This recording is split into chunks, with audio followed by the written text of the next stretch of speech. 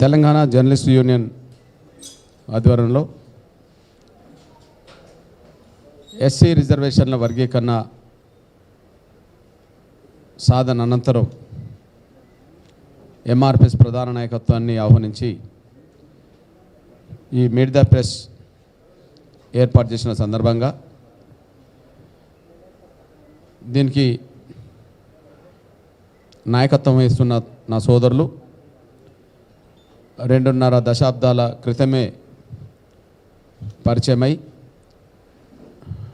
ఉద్యమం పట్ల మొదటి నుంచి సానుకూల దృక్పథం కలిగి ఉద్యమ ప్రస్థానంలో ప్రతి విషయంలో ఎంఆర్పిఎస్ ఉద్యమానికి అండదండలు అందిస్తూ నేటి వరకు అదే చేయూత అదే సహకారం అదే స్నేహం కొనసాగిస్తూ ముందుకొచ్చి మమ్మల్ని ఆహ్వానించిన తమ్ముడు అధ్యక్షులు కప్పర ప్రసాదరావు గారికి, నా సోదరులు ప్రధాన కార్యదర్శి బింగే స్వామి, రాష్ట్ర కార్యదర్శి బాబురావు, సోదరులు దశరథ, ఈ కార్యక్రమానికి ఈ ఉద్యమ ప్రస్థానాన్ని సమాజం దృష్టికి మరొకసారి బాధ్యత వహిస్తూ తెలియచెప్పడానికి వచ్చిన నా పాత్రికేయ ఎలక్ట్రానిక్ మీడియా సంబంధించిన సోదరులకు,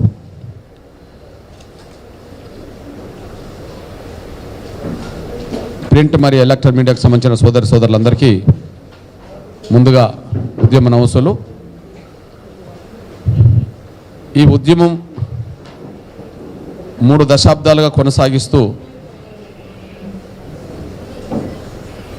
సుప్రీంకోర్టు తీర్పు ద్వారా ఒక వర్గీకరణ లక్ష్యం నెరవేర్చుకున్నామని చెప్పి అనుకుంటున్న సందర్భంలో ఇందులో ప్రధాన భూమిక కూడా మీడియా పోషించింది. అటు ప్రింట్ అండ్ ఎలక్ట్రానిక్ మీడియా, ఇప్పుడు మళ్ళీ సోషల్ మీడియా ప్రోత్సహిస్తూ సహకరిస్తూ వచ్చింది.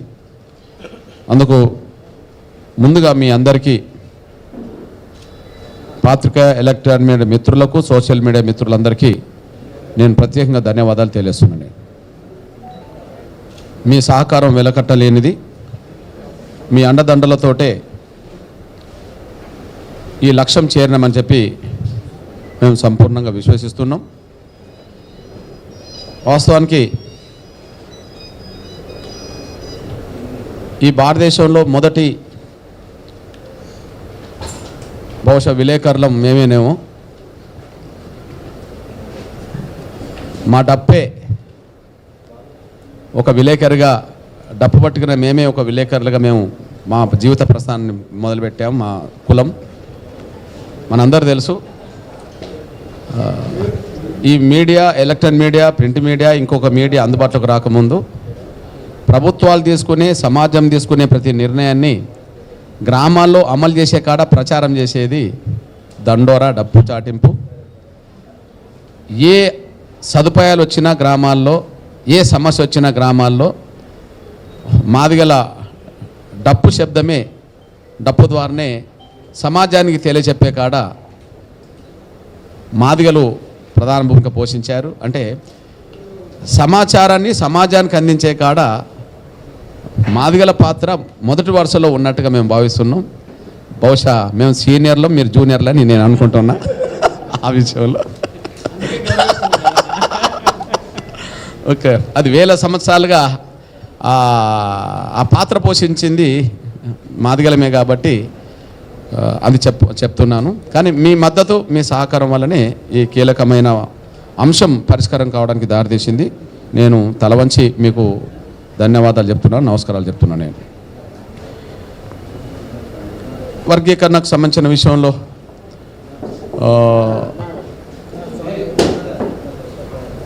ఈ అంశం మొదలుపెట్టే ముందు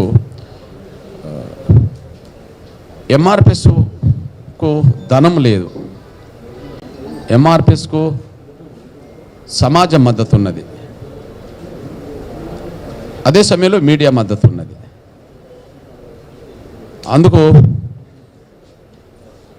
ఎంఆర్పిఎస్ ఉద్యమం ప్రారంభ రోజుల్లో లక్ష్యాన్ని నెరవేర్చుకునే పోరాటాన్ని ముందుకు తీసుకెళ్తున్న దశలో మేము ఉద్యమం మొదలుపెట్టిన తర్వాత హైదరాబాద్ రావడానికి 1 సంవత్సరంన్నర పైగా పట్టింది. ఉదాహరణకు ప్లీజ్ 94లో జూలై 7న ప్రకాశం జిల్లాలో ఒక గ్రామంలో ఎంఆర్పిఎస్ ఆవిర్భవించింది. ఒక కుగ్రామంలో మొదలుపెట్టిన ఈ ఉద్యమం వాస్తవానికి 30 ఏళ్ళు కాదు, 3 సంవత్సరాలు తిరగకముందే వర్గీకరణ సాధించాం. మేము ఎప్పుడు ఈ ఉద్యమాన్ని ముందుకు తీసుకెళ్లే అంశంలో డాక్టర్ బాబాసాహెబ్ అంబేద్కర్ స్ఫూర్తికి సంబంధించిన వాటిని మేము అమలు చేశాం. డాక్టర్ బాబాసాహెబ్ అంబేద్కర్ నినాదాలు ఉంటాయి, బోధించు, సమీకరించు, పోరాడు అని. మేము ఎంఆర్పిఎస్ ఉద్యమం మొదలుపెట్టి ఒక గ్రామంలో మొదలుపెట్టి దాని గ్రామాలకు, మండలాలకు, వివిధ జిల్లాలకు విస్తరించే కార్యక్రమం, బోధించే కార్యక్రమం చేశాం ప్రారంభంలో. అప్పుడు మీడియాకు ఎంఆర్పిఎస్ అంటే కూడా తెలియదు. ఎంఆర్పిఎస్ అని చెప్పుకోవడం కూడా ఆ రోజు అందరికీ అర్థం కాలే, ఏంటి అని అనుకునేవాళ్ళు. అట్లా తిరుగుతూ బోధించే కార్యక్రమాన్ని విస్తృతంగా తీసుకెళ్ళాం. అట్లా ఆంధ్రాలో మొదలుపెట్టి రాయలసీమకు వచ్చి తెలంగాణ విస్తరించి ఉమ్మడి ఆంధ్రప్రదేశ్లో హైదరాబాద్లో భారీ స్థాయిలో మీటింగ్ పెట్టాం. మార్చి 2, 96 హైదరాబాద్ నగరం మొత్తం దిగ్బంధం అయిపోయింది. వెంటనే మళ్ళీ సెప్టెంబర్లో మీటింగ్ పెట్టాం. హైదరాబాద్ మొత్తం దిగ్బంధం అయిపోయింది. మరి ఆ వార్తలు సమాజానికి ఎట్లా చెప్పేటి అంటే, ఒక వార్త చదువుతా నేనండి.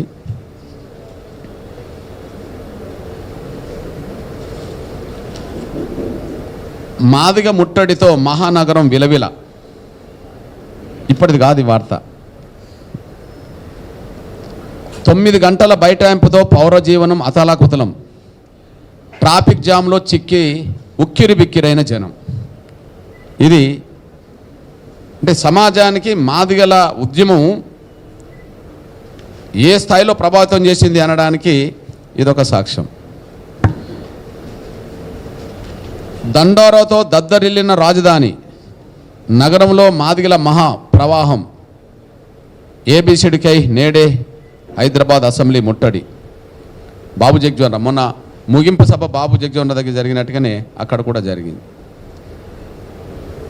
అల్టిమేటం, ఢిల్లీకి అఖిలపక్షాన్ని పంపే తేదీ 12 గంటల్లో ప్రకటించాలి. నిజాం కాలేజ్ మైదానంలో బైఠాయించిన వేలాది జనం. వర్గీకరణపై వయస్సు దిగి రావాల్సిందే, తీవ్ర పరిణామాలు ఉంటాయి. ఇట్లా ప్రతి విషయంలో మీడియా ఎంఆర్పిఎస్ ఉద్యమ లక్ష్యాన్ని సమాజంలోకి తీసుకెళ్లే విషయంలో మీడియా అతి కీలకమైన పాత్ర పోషించింది అనడానికి, మాకు చేయూతనిచ్చింది అనడానికి ఇట్లాంటి సాక్ష్యాలు ఎన్నో ఉన్నాయి. ఇక్కడ నేను 2 విషయాలు చెప్పదలుచుకున్నాను. ఎస్సీ రిజర్వేషన్ల వర్గీకరణ పోరాటాన్ని ముందు కమిషన్లు ఎట్లా అర్థం చేసుకున్నాయి, రాజకీయ పార్టీలు ఎట్లా అర్థం చేసుకున్నాయి, సమాజం ఎట్లా అర్థం చేసుకున్నది, కోర్టులు కూడా ఎట్లా అర్థం చేసుకున్నాయి. ఇప్పుడు దళితులకు కేటాయించిన రిజర్వేషన్లలో ఈ తెలుగు నేల మీద మాదిగలకు న్యాయం జరగలేదు, ఉపకులాలకు న్యాయం జరగలేదు, ఇది వాస్తవమేనని చెప్పి కమిషన్లు నిర్ధారణ చేసినాయి. కాబట్టి వర్గీకరణ సమస్య పరిష్కారం అని చెప్పి సూచన చేసినాయి. అందుకు ఎంఆర్పిఎస్ ఉద్యమం పుట్టకముందు వచ్చిన లోకూర్ కమిషన్ సాక్ష్యం, ఎంఆర్పిఎస్ ఉద్యమం మొదలైన తర్వాత వచ్చిన రామచంద్ర కమిషన్ సాక్ష్యం, అదే సమయంలో ఎంఆర్పిఎస్ ఉద్యమం ముందుకు తీసుకెళ్తున్న దశలో వచ్చిన జస్టిస్ ఉషా మేరా కమిషన్ సాక్ష్యం. లోకూర్ కమిషన్ వేసింది లాల్ బహదూర్ శాస్త్రి ప్రధానమంత్రిగా ఉన్నప్పుడు 1965లో. రామచంద్ర కమిషన్ వేసింది 96లో. ఈ ఉద్యమం హైదరాబాద్ నగరాన్ని అతలాకుతలం చేస్తున్న దశలో చంద్రబాబు నాయుడు గారు. ఉషా మేరా కమిషన్ వేసింది మన్మోహన్ సింగ్ గారి ప్రభుత్వం 2007లో. అంటే కమిషన్లన్నీ ఉమ్మడి రిజర్వేషన్ల విధానం వల్ల అందరికీ న్యాయం జరుగుతలేదు, ఎవరి వాటా వాళ్ళకి దక్కాలి అని చెప్పి వర్గీకరణ జరగాలని చెప్పి సూచన చేసినాయి. నంబర్ 1 కమిషన్ల అభిప్రాయం వర్గీకరణకు అనుకూలంగా ఉన్నది, ఎంఆర్పిఎస్ ఉద్యమ లక్ష్యానికి అనుగుణంగా ఉన్నాయి. ఎంఆర్పిఎస్ ఉద్యమం మొదలుపెట్టక ముందు ఉన్న కమిషన్ల రిపోర్ట్లు ఉన్నాయి, ఎంఆర్పిఎస్ ఉద్యమం మొదలుపెట్టినాక కమిషన్ రిపోర్ట్లు ఉన్నాయి. ఇది తెలుగు నేల మీదనే కాదు, హర్యానాలో ఒక కమిషన్ వేశారు, ఉత్తరప్రదేశ్లో కమిషన్ వేశారు. ఈ 2 కమిషన్లకు సంబంధించిన విషయంలో హుకుమ్ సింగ్ గురునామ్ సింగ్ కమిషన్లు అంటారు. కర్ణాటకలో కమిషన్ వేశారు, దాని పేరు సదాశివన్ కమిషన్ అంటారు. తమిళనాడులో కమిషన్ వేశారు, దాని పేరు జనార్దన్ కమిషన్ అంటారు. మహారాష్ట్రలో కమిషన్ వేశారు, దాని పేరు లాహూజీ సాల్వే కమిషన్ అంటారు. అంటే దళితుల మధ్యలో అసమానతలు ఎక్కడ పెరుగుతున్నాయో అక్కడ ఉద్యమాలు వచ్చిన ప్రతి చోట కమిషన్లు పడ్డాయి. ప్రతి కమిషన్ దళితుల మధ్యలో అసమానతల మాట వాస్తవమే, రిజర్వేషన్ల ఫలాలు అందరికీ న్యాయబద్ధంగా అందలేని మాట వాస్తవమే. అందుకున్న వాళ్ళు చాలా అడ్వాన్స్ అయిపోయారు, అందుకోలేని వాళ్ళు వెనుకబడిపోయినారు, వీళ్ళ మధ్యలో కూడా అసమానతలు పెరుగుతున్నాయి. ఈ అసమానతలు తొలగాలంటే ఎవరి వాట వాళ్ళకి దక్కాలంటే వర్గీకరణ జరగాలని చెప్పి ఎంఆర్పిఎస్ ఉద్యమం మొదలు కాక ముందేసిన మన లోకూర్ కమిటీ నుంచి మొదలుకుంటే, ఎంఆర్పిఎస్ ఉద్యమం వచ్చినాక రామచంద్ర కమిషన్ మొదలుకుంటే దేశంలో ఎక్కడ కమిషన్ వేసినా వర్గీకరణ సపోర్ట్కి వచ్చేసినాయి. అంటే కమిషన్ నిర్ణయాలు మాదిగల న్యాయబద్ధతను అంగీకరించినట్టుగా సాక్ష్యం. పోనీ ఇక్కడ తెలుగు నేల మీదనే మనం భావించుకుందాం. తెలుగు నేల మీద అసెంబ్లీలో 98లో ముందు తీర్మానం జరిగింది, చంద్రబాబు నాయుడు గారు 98లో తీర్మానం జరిగినప్పుడు ఒక 7-8 పార్టీలు ఉన్నాయి అసెంబ్లీకి ప్రాతినిధ్యం వహించేది. ఏ ఒక్క సింగిల్ పార్టీ కూడా వర్గీకరణ వ్యతిరేకించలే. అంటే అన్ని రాజకీయ పార్టీలు ఏకగ్రీవంగా తీర్మానం చేసినాయి. ఇక్కడ విషయం ఏంటంటే, భారతదేశంలో ఒక అంశం మీద ఒక అసెంబ్లీ 3 సందర్భాల్లో తీర్మానం చేసింది ఇదే. నంబర్ 1 98లో, నంబర్ 2 2000 సంవత్సరంలో, నంబర్ 3 2004లో. ఇది ఉమ్మడి ఆంధ్రప్రదేశ్. అది రాజశేఖర్ గారు అసెంబ్లీ తీర్మానం చేసి ఉమ్మడి ఆంధ్రప్రదేశ్. మళ్ళీ తెలంగాణ వచ్చిన తగ్గ కూడా మళ్ళీ తెలంగాణలో ఎస్సీ వర్గీకరణకు అనుకూలంగా కేసీఆర్ కూడా తీర్మానం చేసి కేంద్రానికి పంపాడు. అంటే ఒక అంశం మీద రాజకీయ పార్టీలు భిన్నాభిప్రాయంతో ఉన్నాయంటే ఇక్కడ ఎవరు లేరు. ఎందుకు లేరు? కండ్ల ముందు కమిషన్ రిపోర్ట్ చెప్తున్నాయి, వాస్తవాలు కండ్ల ముందు కనిపిస్తున్నాయి. కాబట్టి మాదిగల పోరాటంలో న్యాయం ఉన్నది, వాళ్ళకి న్యాయం జరగాల్సిందే. సింపుల్ విషయం. ఇక్కడ బీసీల్లో ఏబిసిడి వర్గీకరణ ఉన్నది, ఎస్సీల్లో కూడా వర్గీకరణ కోరుతున్నారు, తప్పేం లేదు. కోరుకోవడానికి ఆధారనే కదా అని చెప్పి రికార్డ్ అన్ని అసెంబ్లీ తీర్మానాల ద్వారా సాక్ష్యం చెప్తున్నాయి. నంబర్ 2 సమాజంకి సంబంధించిన విషయం మీరు ఒక్కసారి గమనించండి. ఎగ్జాంపుల్, ఆ రోజు ఉన్న మీడియా మేరకు చర్చలు జరిపింది. అసెంబ్లీలో తీర్మానం జరుగుతున్నప్పుడు ఉన్న మీడియా చర్చ జరిపింది. వర్గీకరణ వ్యతిరేకించే ఒక వర్గం నుంచి కొంతమంది స్వార్థపరులు తప్ప, వర్గీకరణ వ్యతిరేకించే మొత్తం రిజర్వేషన్ల ఫలాలు మేమే పొందుదామనుకుంటున్న కొంతమంది స్వార్థపరులు తప్ప, మాదిగ మాలేతర మొత్తం సమాజం, మాదిగలు వర్గీకరణ కోరుకుంటున్నారు, మాలలు కొంతమంది వర్గీకరణ వ్యతిరేకిస్తుండ్రు. కానీ మిగతా సమాజం ఏంటి? మిగతా సమాజం యావత్తు ఎంఆర్పిఎస్ చేయూతనిచ్చేసింది. అది మొట్టమొదటి అసెంబ్లీ తీర్మానం జరిగిన చర్చలప్పుడు కానీ, మొన్న సుప్రీంకోర్టులో జరిగిన జడ్జిమెంట్ అప్పుడు కానీ, ఎలక్ట్రానిక్ మీడియాలో చర్చలు జరిగినాయి కదా, ప్రింట్ మీడియాలో వ్యాసాలు వచ్చినాయి కదా, ఎడిటోరియల్స్ వచ్చినాయి కదా, సోషల్ మీడియాలో చర్చలు జరిగినాయి కదా. మాదిగేతర మొత్తం సమాజం ఈ వర్గీకరణ ఎప్పుడో జరగాల్సి ఉండే, ఇప్పటికైనా న్యాయం జరిగింది, 30 ఏళ్ళ పోరాటానికి న్యాయం జరిగిందని చెప్పి న్యాయాన్ని గుర్తించిందే మొత్తం సమాజం, ఎంఆర్పిఎస్ను గుర్తించింది మొత్తం సమాజం.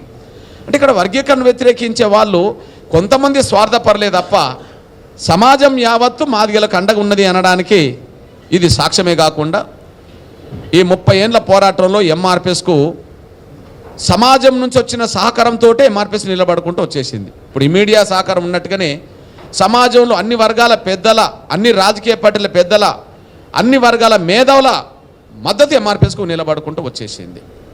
అంటే సమాజం యావత్తు ఎంఆర్పిఎస్ వర్గీకరణ సపోర్ట్గా ఉన్నది. ఇప్పుడు చీఫ్ జస్టిస్ గారు ఆధ్వర్యంలో 7 జడ్జీలతో కూడిన రాజ్యాంగ ధర్మాసనం 6 జడ్జీలు వర్గీకరణ జరగాల్సిందే, రాష్ట్ర ప్రభుత్వాలకు చేసుకునే రైట్ ఉన్నది, హక్కు ఉన్నది అని చెప్పి త్వరగా మార్గదర్శక సూత్రాలు అమలు చేసుకోవాలని చెప్పి సూచన చేసింది, జడ్జిమెంట్ ఇచ్చేసింది. ఇప్పుడు మీరు గమనించండి, ఇప్పుడు జడ్జిమెంట్ ఇచ్చిన దానికి నాయకత్వం వహించింది ఎవరు? గౌరవ్ చంద్రచూడ్ గారు. వాళ్ళ తండ్రి కూడా చీఫ్ జస్టిస్గా చేశారు. బహుశా చాలామంది చీఫ్ జస్టిస్లు అయ్యారు, కానీ అందులో కొంతమందికి మాత్రమే గొప్ప పేరు ఉన్నది. అంటే ఎవరికి ఒత్తిడికి తలొగ్గకుండా, పాలక ప్రతిపక్ష ధనానికి తలొగ్గకుండా న్యాయం వైపు నిలబడతారు అనడంలో న్యాయవ్యవస్థకు ఎంత గౌరవం ఉన్నదో, అందులో చంద్రచూడ్ గారి కుటుంబానికి, చంద్రచూడ్ గారికి అంత పేరు దేశంలో ఉన్నదనే విషయం అందరికీ తెలిసిన విషయమే. మరి గౌరవ చంద్రచూడ్ గారి నాయకత్వంలోనే ఎస్సీ వర్గీకరణ రైటు, దళితుల మధ్యలో అసమానతలు ఉన్నాయి, దళితులందరూ ఒకే సమూహానికి సంబంధించిందని చెప్పి మనం అనుకోవడానికి వీల్లేదు, దళితుల మధ్యలో కూడా సాంఘిక అసమానతలు ఉన్నాయి, దళితులు వేరువేరు కులాలుగానే ఉన్నారు అని చెప్పి అందరికీ న్యాయం జరగాలని చెప్పి గౌరవ చంద్రచూడ్ గారి ఆధ్వర్యంలో తీర్పు చేసింది. ఇప్పుడు చెప్పండి, వర్గీకరణను మాదిగలు కోరుకుంటుండ్రు, వర్గీకరణను మాలలు కొంతమంది వ్యతిరేకిస్తుండ్రు. కానీ మరి మీడియా సపోర్ట్ ఎటున్నది? సమాజ మద్దతు ఎవరికి ఉన్నది? పోరాటం ఎవరు ఈ రోడ్డు మీద 30 ఏళ్ళు రాజు లేకుండా చేశారు? న్యాయ వ్యవస్థ మద్దతు ఎవరికి ఉన్నది? కమిషన్ల మద్దతు ఎవరికి ఉన్నది? అసెంబ్లీలో తీర్మానాలు చేసిన రాజకీయ పార్టీల మద్దతు ఎవరికి ఉన్నది? ఎంఆర్పిఎస్కి ఉన్నది. కాబట్టిగానే 30 ఏళ్ళు ఎంఆర్పిఎస్ నిలబడ్డది. న్యాయం లేకపోయినా, సమాజం మద్దతు లేకపోయినా ఎంఆర్పిఎస్ ఉద్యమం ఇంత 30 ఏళ్ళు ఎందుకు నిలబడుతుంది? నిలబడే అవకాశం లేదు. కాబట్టి ఇప్పుడు వర్గీకరణ వ్యతిరేకించేటోళ్ళు ఒంటరి వాళ్ళే కదా. నిజంగా చెప్పాలంటే సమాజ స్రవంతిలో సమాజ అభిప్రాయానికి అనుగుణంగా కూడా వాళ్ళు ముందుకు రావాలి. సమాజం ఏమనుకుంటుంది కనీసం చూడాలి, మీడియాలో ఏమనుకుంటుంది సమాజం చూడాలి, న్యాయ వ్యవస్థ ఎట్లుందో చూడాలి, రాజకీయ పట్ల ఏమనుకుంటున్నారో చూడాలి. అవి చూడకుండా ఇంకా మేమే తింటామంటున్న వాళ్ళ ప్రకటనలు చూస్తే ఎంఆర్పిఎస్ కాదు, సమాజమే వాళ్ళను ఈసడించుకుంటున్న పరిస్థితికి కనిపిస్తుంది. ఎంతకాలమే ఇంకా మీరు అడ్డుకుంటారు? ఇది న్యాయం కాదయా, మీ వాట అడుగుతలేరు కదా, వాళ్ళ వాట అడుగుతున్నారు కదా అని చెప్పి సమాజంలో అభిప్రాయం ఉన్నది. ఇప్పటికైనా మా సోదర వర్గంలో ఉండబడే కొంతమంది వ్యక్తులకి నేను విజ్ఞప్తి చేస్తున్నా, వర్గీకరణ వ్యతిరేక స్టేట్మెంట్లు మానుకోండి, వర్గీకరణ వ్యతిరేకస్తూ ఇంకేదో చేస్తామనే దాన్ని కూడా ఆపుకోండి. మనం ఇంకా ఉమ్మడి సమస్యల మీద పోటం చేయడానికి అవకాశం ఉన్నది. దళిత వర్గాలకు, గిరిజన వర్గాలకు, బీసీలకు, సమాజానికి అన్యాయం జరుగుతున్న కొన్ని అంశాలు ఉన్నాయి. వాటన్నిటిని పరిష్కారం కోసం కలిసి పని చేసుకోవాల్సిన అవసరం ఉన్నది. ఆ కలిసి పని చేసుకోవడానికి ముందుకు రావాలి, కానీ ఇంకా వర్గీకరణ వ్యతిరేక ఇట్లాంటి స్టేట్మెంట్లు ఇంకా మానుకోవాలని చెప్పి నేను అప్పీల్ చేస్తున్నాను. అయితే నేను మాత్రం ఒక సూటిగా చెప్తున్నాను, నేను మాలల్లో అంబేద్కరిస్టులు లేరు, మాలల్లో మనవాదుల సంఖ్య పెరిగింది. దయచేసి ఇది నాట్ లైన్. కేవలం అంబేద్కర్ పేరు వాళ్ళకు జపం చెప్పుకోవడానికే మాలల్లో అంబేద్కరిస్టులు లేరు, 99% లేరు. నాకు తెలిసి మాలల్లో 1-2% నాకు అండగుండేటోళ్ళు ఉన్నారు. ఉదాహరణకు ఈ మీట్ ది ప్రెస్ కార్యక్రమానికి ఎందుకో తెలిసి రాలేదు, కానీ ఒక రమేష్ అనే తమ్ముడు వచ్చిండు ప్రకాశం జిల్లాలో. నాకు ఎంఆర్పిఎస్ ఉద్యమం మొదలుపెట్టక ముందు నుంచి నాకు పరిచయం. రమేష్ ఇక్కడ ఉన్నాడు, మాల అతనిది. అతను మాల చేతి ఎత్తుతున్నాడు. ఖరాఖండిగా వర్గీకరణకు అనుకూలంగానే మాట్లాడతాడు, ఖరాఖండిగా వర్గీకరణకు అనుకూల ఉద్యమంలోనే పాల్గొంటాడు, ఖరాఖండిగా వర్గీకరణ జరగాలని చెప్పి వాళ్ళతో గొడవలు పడతాడు. ఎందుకయ్యా మీరు అడ్డం పడుతున్నారు, ఎందుకయ్యా మీరు అడ్డం పడుతున్నారు, ఇది తప్పు అని చెప్పి ఖరాఖండిగా ఓకే విషయం ఖరాఖండిగా, నాకు 30 ఏళ్ళ పరిచయంలో చెప్తున్నాను నేను, ఖరాఖండిగా వర్గీకరణ. కానీ వాళ్ళకు ప్రాధాన్యత అదంటే పలుకుబడి కానీ ఇతరత్ర ఒక నాయకుడికి ఎక్స్పోజ్ అయిన గుర్తింపు లేదు. కానీ కొంతమంది ఉన్నారు. ఉదాహరణకు జయపార్తిలో పనిచేస్తున్న ఒక లోక్నాథ్ అనే తమ్ముడు ఉన్నాడు, అతను కూడా మాలే. అతను మాలలతోనే మాట్లాడతాడు వర్గీకరణ జరగాల్సిందే అని చెప్పి. కానీ ఆయన రాష్ట్రానికి మొత్తం తెలిసిన నాయకుడిగా కనిపించాడు, జయపార్తిలో పనిచేస్తున్న తమ్ముడు. అదే సమయంలో ధర్మరాజు అని నాగర్ కర్నూలులో ఉన్నాడు ఒక తమ్ముడు. ఆ ధర్మరాజు వర్గీకరణ జరగాలని ఢిల్లీలో వచ్చి ధర్నాలు చేసిండు. వర్గీకరణకు వ్యతిరేకంగా మాలమహనుడు ధర్నా చేస్తుంటే అదే మాలల నుండి వచ్చిన ధర్మరాజు అనే తమ్ముడు కూడా, ఒక సోదరుడు కూడా నాగర్ కర్నూలు వచ్చి ఒక 100 మంది మాలలను తీసుకొచ్చి ధర్నా చేశాడు. కానీ 1%, 99% మాలల్లో ఎదిగిన రాజకీయ నాయకులు ఎవరైతే ఉన్నారో వాళ్ళు మనువాదులుగా తయారైన అంబేద్కర్ వాదులు అన్నది వదిలిపెట్టేశారు. మాలల్లో గొప్పలు చెప్పుకునే మేధావులు రోజు టీవీలో చర్చలకు వస్తారు చూడు, మేమే విప్లవకారులకు ప్రధాన సానుభూతి పరులం, అసలు విప్లవకారులకు కూడా మేమే సలహాలు ఇస్తున్నాం, అంత గొప్పగా మేము మేధావులు ఎదిగామని చెప్పుకొని టీవీల ముందు కనిపిస్తే వాళ్ళందరూ అంబేద్కరిస్టులు కాదు, విప్లవోద్యమానికి సానుభూతులు కూడా కాదు, దేశభక్తులు కూడా కాదు, కేవలం మనువాదులు. వాళ్ళు మాలల్లో ఎదిగిన రాజకీయ నాయకులందరూ మనువాదులే, మాలల్లో ఎదిగిన మేధావులందరూ మనువాదులే. వాళ్ళు మనువాదులుగా తయారైనారు అంతే. వాళ్ళు అంబేద్కరిస్టులు కారు. వాళ్ళు సమానత్వాన్ని కోరుకోవట్లేదు, అసమానతలు తొలగాలని వాళ్ళు అనుకోవట్లేదు. మాలల్లో ఎదిగిన మేధావులు మీరు ఎవరన్నా పేరు చెప్పండి, 10 మంది పేరు చెప్పండి. వాళ్ళు దళిత సంఘాల పేరుతో ఉమ్మడి దళిత సంఘాలు లీడ్ చేసిన, విప్లవోద్యమం పేరుతో పెద్ద నాటకాలు ఆడిన, విప్లవోద్యమం పేరుతో పెద్ద నాటకాలు ఆడిన, రాజకీయ నాయకుల పేరుతో పెద్ద లీడర్లకు ఎదిగిన, మేధావులు అన్న పేరుతో చర్చలకు వచ్చిన వాళ్ళందరూ మనువాదులే. మాల నుండి వచ్చిన వాళ్ళందరూ అంబేద్కరిస్టులు కాదు, దళితుల మధ్యలో అసమానత తొలగాలనుకునేటోళ్ళు కాదు, మనువాదులు. నిజంగా చెప్పాలంటే డాక్టర్ బాబాసాహెబ్ అంబేద్కర్ రిజర్వేషన్ల కోసం పోరాటం చేస్తున్నప్పుడు అగ్రకులాలు అంబేద్కర్ను వ్యతిరేకించినాయి ఆనాడు. కానీ మళ్ళీ అగ్రకులాల సమాజం మళ్ళీ ఆలోచించింది, నిజమే కదా, వేల సంవత్సరాలుగా మనమే వాళ్ళని అణిచేసాం కదా, వేల సంవత్సరాలుగా వాళ్ళకు మనం ఇబ్బంది పెట్టాం కదా, అంబేద్కర్ కోరుకున్న దాంట్లో ఇప్పుడు అవకాశాలు కావాలని కదా, అవకాశాలు కావాలనే పోరాటాన్ని ఇప్పుడైనా మనం అంగీకరించకపోతే సమాజాన్ని ఎట్లా ఒకటిగా నిలబెడతామని చెప్పి అంబేద్కర్ కాలంలో అగ్రకులాలకు సంబంధించిన వాళ్ళు మళ్ళీ అంబేద్కర్ను కోరుకున్న డిమాండ్ అనుసరించారు, న్యాయం అన్నారు, ఆమోదించారు. అసలు అగ్రకులాలు రిజర్వేషన్ వ్యతిరేకించే రోజుల నుంచి రిజర్వేషన్లు సక్రమంగా ఈ దేశంలో అమలు జరిగే పరిస్థితి వచ్చిందంటే ఎవరి మద్దతు ఉన్నట్టు? వాళ్ళ మద్దతు ఉన్నట్టే కదా, వాళ్ళ సహకారం ఉన్నట్టే కదా. అంటే అంబేద్కర్ కాలంలో అగ్రకులాలన్నా మానవతావాదులుగా స్పందించారు, కానీ నా కాలం వచ్చేటప్పటికి మాలలే మానవతావాదులుగా లేకుండా పోయినరు. మాలల నుంచి ఎదిగిన నాయకులు మేధావులే మనువాదులుగా తయారైన. మరి మనువాదులతోటి అంబేద్కర్ వాదులు ఎప్పుడు రాజీ పడలేరు కదా.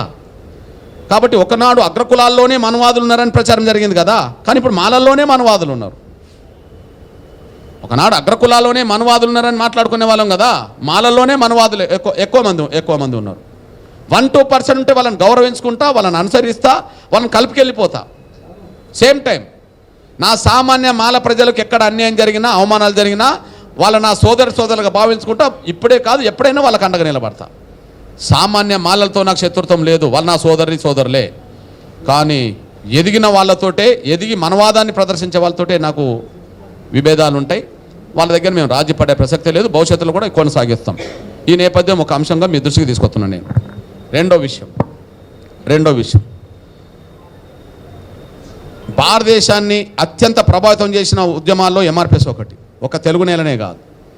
ఇవాళ ఎస్సీ వర్గీకరణ అంశం ముందుకు వచ్చిన తర్వాత దేశంలో రాజకీయ పార్టీలు ఇటా ఆటా అనే విషయంలో తేల్చుకునే కాడ మల్లగుల్లాలు పడే కాడికి మాత్రం వచ్చేసినాయి. అనుసరించే వాళ్ళు అనుసరిస్తుండ్రు, అనుసరించని వాళ్ళు అనుసరించకపోతుండ్రు, కానీ ఎటో ఉండక తప్పదనే కాడికి మాత్రం నెట్టబడుతున్నాయి. అంతిమంగా అందరూ వర్గీకరణకు అనుకూలంగానే నిర్ణయాలు తీసుకునే వైపే ముందుకు రావాల్సిన పరిస్థితి నెట్టబడుతున్నది. పూనా ఒడంబడిక తర్వాత భారతదేశంలో రిజర్వేషన్ల అంశం మీద బాగా ఇప్పుడు చర్చ జరుగుతున్నది వర్గీకరణ అంశం మీదనే. అంటే ఎంఆర్పిఎస్ ఉద్యమ నేపథ్యం చిన్నగా మొదలైన ఆంధ్రప్రదేశ్ తెలుగు నేలను మాత్రమే ప్రభావితం చేసిన మొదటి దశలో దక్షిణాది రాష్ట్రాలకు విస్తరించడమే కాదు, ఉత్తరాది రాష్ట్రాల్లో కూడా ఇవాళ వర్గీకరణ అంశం మీద ఎటు ఉండాలనే విషయంలో నిర్ణయాలు తీసుకునే కాడికి రాజకీయ పార్టీలు వస్తున్నాయంటే దేశాన్ని ఒక శక్తివంతమైన ప్రభావితం చేసిన ఉద్యమం ఏదైనా ఉంటే ఎంఆర్పిఎస్ ఉద్యమం అనేసి మీరు మర్చిపోవద్దు. చివరికి ఒక విజ్ఞప్తి చేస్తున్నా, నా సోదరులారా, ఈ దేశంలో ఒక అంశం మీద వచ్చిన ఉద్యమం ఆ అంశానికే పరిమితమైనాయి.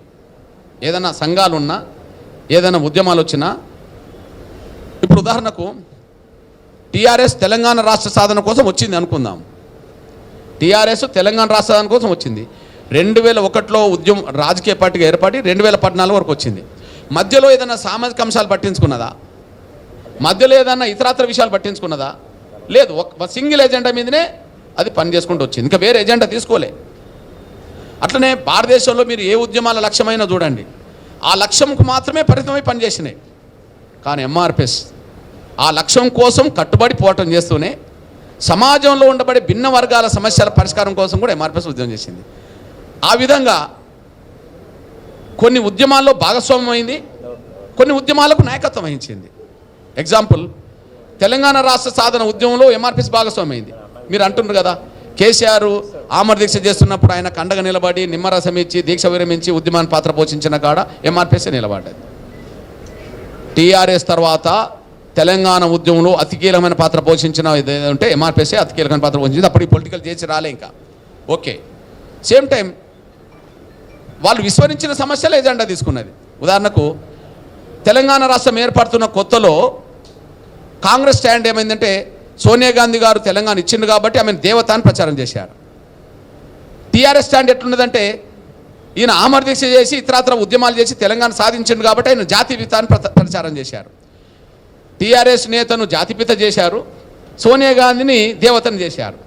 అప్పుడు వెంటనే ఎంఆర్పిఎస్ అయితే ఒకరు జాతిపితలు అవుతే ఒకరు దేవతలు అవుతే మరి సచ్చినోళ్ళు ఏమవుతారో చెప్పాలని చెప్పి అమరుల తల్లుల కడుపుకోత మహాసభ నిజాం కాలేజ్ గ్రౌండ్లో పెట్టి 1000 మంది అమరుల తల్లులను కుటుంబాలను తీసుకొచ్చి లక్షల మందితో మీటింగ్ పెట్టి ఆ అమరుల తల్లుల కడుపుకోత మహాసభ ద్వారా వాళ్ళకు ఉద్యోగాలు ఇవ్వాలి, వాళ్ళకు భూములు ఇవ్వాలి, వాళ్ళకు ఎక్స్రేస్ వాళ్ళకు నష్టపరిహారం కట్టించాలని చెప్పి నిజాం కాలేజ్ గ్రౌండ్లో లక్షలాది మందితో మీటింగ్ పెట్టిన చరిత్ర ఎంఆర్పిఎస్కి ఉన్నది.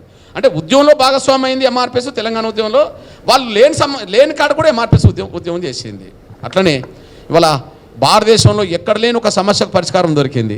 ఏ పేదవాళ్ళైనా ఏ కుటుంబంలో ఇవాళ ఆరోగ్య భద్రత పొందుతున్నారు, ప్రైవేట్ ఆసుపత్రికి వెళ్తున్నారంటే 2004లో గుండె జబ్బుతో బాధపడుతున్న పిల్లల ఉద్యమం నడపడం ద్వారా వచ్చిన పరిష్కారమే ఆరోగ్యశ్రీ అనే విషయం మనందరికీ తెలుసు. దాన్ని దృష్టి పెట్టుకొని అక్కడ 2012లో అంతర్జాతీయ స్థాయిలో ఒబామా కేర్ అనేది హెల్త్ కేర్ అనేది ఒకటి పెట్టిండ్రు. తర్వాత మన ప్రధానమంత్రి గారు ఆయుష్మాన్ భవ పథకం అనే పేరు ఇప్పుడు 2018లో అక్కడ పెట్టిండ్రు. అంటే అర్థం ఏంటిది, పేదలకు కార్పొరేట్ వైద్యం కూడా ఉచితంగా అందాలనేది ఆనాటి 2004 డిమాండ్. అది ఆరోగ్యశ్రీ పథకం వచ్చింది, ఇక్కడ మనకు అందుబాటులోకి వచ్చేసింది. అంటే దీనికి నాయకత్వం వహించింది అంటే ఎంఆర్పిఎస్ఏ. కాళ్ళు లేని చేతులు లేని కళ్ళు లేని సమస్యల పరిష్కారం కోసం వికలాంగుల కోసం ఉద్యమం చేసి భారతదేశం లెక్కలేని విధంగా పెన్షన్ ఇవాళ తెలుగు రాష్ట్రాల్లో 6000 పెన్షన్ ఉన్నది. ఎక్కడన్నా ఉండదా అంటే ఎక్కడ 6000 పెన్షన్ ఉండదు వాళ్ళకు. ఇతరత్ర సమస్యల పరిష్కారం కూడా ఉద్యమం చేసింది. అట్లనే ఓల్డేజ్ పెన్షన్ కోసం ఉద్యమాలు చేసింది. 2004-2014 మధ్యలో 200 పెన్షన్ ఉంటే అదనంగా ₹1 పెన్షన్ పెరగలేదు 10 ఏళ్లలో. కానీ ఇవాళ 200 పెన్షన్ 4000 రూపాయలు పెన్షన్ పెరిగిందంటే దాదాపు ఎంఆర్పిఎస్ ఉద్యమం మాత్రమే ఆ అంశాలు జోడించింది. తెల్ల రేషన్ కార్డు బియ్యం కోట పెరగడం కోసం దారితీసింది. మహిళల మీద అత్యాచారాలు జరిగినప్పుడు ఫాస్ట్ ట్రాక్ కోర్టులు సాధించింది. ప్రియాంక రెడ్డి గారిని అత్యాచారం చేసి చంపిన తర్వాత సమాజం అంతా ఆ నిందితులందరినీ చంపాలన్నప్పుడు ఎన్కౌంటర్ జరిగింది. కానీ ప్రియాంక రెడ్డి కంటే ముందు 3 గంటల ముందే మానస యాదవ్ను ఆ వరంగల్లో అత్యాచారం చేసి చంపారు. ఆమె దగ్గరికి ఎవరు వెళ్ళలేదు. టేకు లక్ష్మిని ఆసిఫాబాద్లో 3 రోజుల క్రితం చంపారు. ప్రియాంక రెడ్డి కంటే ముందు వాళ్ళ దగ్గరికి ఆ సమస్య ఎవరు పట్టించుకోలేదు. అంటే అగ్రకులాల మహిళలు చంపిపోతే ఎన్కౌంటర్ పిల్లల్ని చేశారు కదా, మరి అణగారిన వర్గాల మహిళల్ని అత్యాచారాలు చంపినప్పుడు ఎందుకు అట్లాంటి స్పందన రావట్లేదు? అంటే అగ్రకులాల మహిళలకు ఒక న్యాయం, దళిత మహిళలకు ఒక న్యాయమా, బలహీన వర్గం ఒక న్యాయం అని చెప్పి ఎదురు తిరిగి ఉద్యమం చేయడం వల్ల మనకు ఆ రోజు ఫాస్ట్ ట్రాక్ కోర్టులు వచ్చిన విషయం కూడా మీ దృష్టికి నేను తీసుకొస్తున్నాను. నేను అట్లనే మీరు అందరూ చూశారు, నాకు 2-3 వచ్చి మన జర్నలిస్ట్ సోదరులు ఎప్పుడు కప్పర్ ప్రసాద్తో పాటు చాలామంది మాట్లాడతారు, అన్న దీని మీద స్టేట్మెంట్లు ఇవే అని చెప్పి. నిజంగా జర్నలిస్టుల సమస్యల మీద వేరే సంఘం నుంచి ఏదైనా స్టేట్మెంట్ మీరు ఆశించారా? ఎంఆర్పిఎస్ నుంచి మాత్రం ఆశించేవాళ్ళు. ఎందుకంటే ఒక మాట మాట్లాడితే కొంత ప్రభుత్వాల దృష్టికి పోతాయి అని చెప్పి. తర్వాత ఏం జరిగింది, ఎంఆర్పిఎస్ జర్నలిస్ట్ సంఘాన్ని ఎంఆర్పిఎస్ ఏర్పాటు చేసుకొని అన్ని వర్గాల జర్నలిస్టుల కోసం పాటుపడాలని చెప్పి కొంత కార్యాచరణ తీసుకోవడం జరిగింది. ఆ తర్వాత ప్రభుత్వాలు ఎంత మేరకు ముందుకు వచ్చినాయో కానీ ప్రధాన జర్నలిస్ట్ సంఘాలు మాత్రం బలంగా చర్చ జరిగి ఈ కృష్ణమాదిగ ఏర్పాటు చేసిన జర్నలిస్ట్ సంఘం ఎక్కడ అడ్వాన్స్ అవుతుందో ఈ సమస్యల పరిష్కారం కోసం అని చెప్పి మళ్ళీ ఏ జర్నలిస్ట్ సంఘం ఆ జర్నలిస్ట్ సంఘం కూడా మళ్ళీ బిగబట్టుకొని ప్రభుత్వాల మీద ఒత్తిడి పెట్టడానికి వాళ్ళ వంత పాత్ర పోషించే కాడికి వచ్చేశారు. ఇవన్నీ ఎందుకు చెప్తున్నంటే ఎంఆర్పిఎస్ ఉద్యమం తెలుగు నేలని కాదు భారతదేశాన్ని ప్రభావితం చేసింది, వర్గీకరణ అంశం మీద ఇతరత్ర అంశం మీద. అదే సమయంలో ఎంఆర్పిఎస్ ఒక అంశానికే పరిమితం కాకుండా సమాజంలో ఉండబడే అన్ని వర్గాల పేదల సమస్యలను కూడా పనిచేసుకుంటూ ముందుకు వచ్చేసింది. కాబట్టి నేను విజ్ఞప్తి చేస్తున్నాను, నా సోదర వర్గానికి విజ్ఞప్తి చేస్తున్నాను, ఎస్సీ ఎస్టీ బీసీ మైనార్టీ అన్ని వర్గాల పేదల సమస్యలు పరిష్కారం కావాల్సినవి చాలా ఉన్నాయి. ఉదాహరణకు ప్రభుత్వ రంగం కుదించబడుతుంది, ప్రైవేట్ రంగం పెరుగుతుంది. ప్రభుత్వ రంగంలో మాత్రం రిజర్వేషన్లు మిగులుతున్నాయి, ప్రైవేట్ రంగంలో లేకుండా పోయింది. ప్రభుత్వ రంగం లేకుండా పోతుంది కదా, అంటే రిజర్వేషన్లు కూడా పోతున్నాయి కదా. దీన్ని ఉమ్మడి పోవటంగా మనం మలచాలి కదా. ఎస్సీ ఎస్టీ అట్రాసిటీ యాక్ట్ రద్దు అయినప్పుడు ఉమ్మడి పోవటం మనం చేసి సాధించుకున్నాం కదా, ఎంఆర్పిఎస్ లీడ్ చేసింది కదా. ఎస్సీ ఉద్యోగస్తులకు ప్రమోషన్లో రిజర్వేషన్లు సాధించే కాడ ఎంఆర్పిసి లీడ్ చేసింది కదా. ఉమ్మడి సమస్యలకు ఎంఆర్పిసి నాయకత్వం వహించింది కదా అందరిని కలుపుకెళ్ళే కాడ. కాబట్టి దేశంలో అణగారిన వర్గాల భద్రతకు అభివృద్ధికి కొంత నష్టం జరుగుతున్న సమయంలో వాటి వైపు కూడా దృష్టి పెట్టి ముందుకు సాగాలనుకుంటున్న సమయంలో అందరం కలిసికట్టుగా చేయడానికి కలిసి రావాలని చెప్పి నేను అందరికీ విజ్ఞప్తి చేస్తున్నాను. ఎస్సీ వర్గీకరణ విషయంలో ఇప్పుడుండబడే ప్రభుత్వం కూడా స్వాగతించింది. తెలంగాణలో రేవంత్ రెడ్డి గారు స్వాగతించి ఆయన ఖచ్చితంగా వర్గీకరణకు సంబంధించిన విషయంలో పరిష్కారం చేస్తానని చెప్పడం జరిగింది. 30 ఏళ్ళ ఉద్యమంలో 3 ఏళ్ళప్పుడే వర్గీకరణ సాధించుకున్నాం. అది మళ్ళా కోర్టు కొట్టేసింది. తిరిగి మళ్ళీ 5 ఏళ్ళకే రాష్ట్రపతితో సాధించుకున్నాం. ఇంక చూడండి, ఒక కుగ్రామంలో మొదలుపెట్టిన ఉద్యమ సమస్య పరిష్కారానికి రాష్ట్రపతి కేఆర్ నారాయణ ఆమోదించిండు 99 డిసెంబర్లో. అంటే 97లోనే వర్గీకరణ సాధించుకున్నాం. తాత్కాలికంగా అడ్డంకి వచ్చింది. తిరిగి మళ్ళీ ఉద్యమం నిలబెట్టుకున్నాం. చివరికి రాష్ట్రపతి ఆమోదించిండు.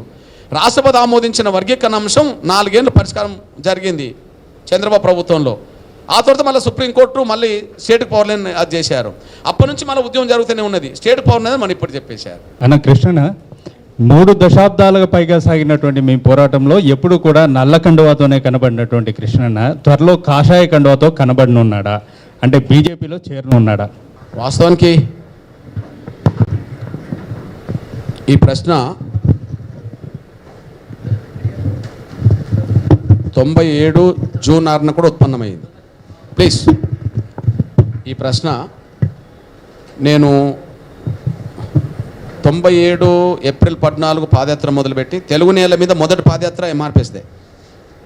తర్వాతనే రాజశేఖర్ గారు, తర్వాతనే మళ్ళీ చంద్రబాబు నాయుడు గారు, తర్వాతనే మళ్ళీ ఇంకోరు షర్మిల, ఇంకోరు తెలుగు నేలను మొత్తం అత్యంత ప్రభావితం చేసిన పాదయాత్రలో మొదటి పాదయాత్ర ఎంఆర్పిఎస్.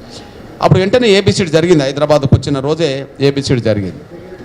అంటే మళ్ళా రామ్నగర్లో నేను అప్పుడు ఉన్నప్పుడు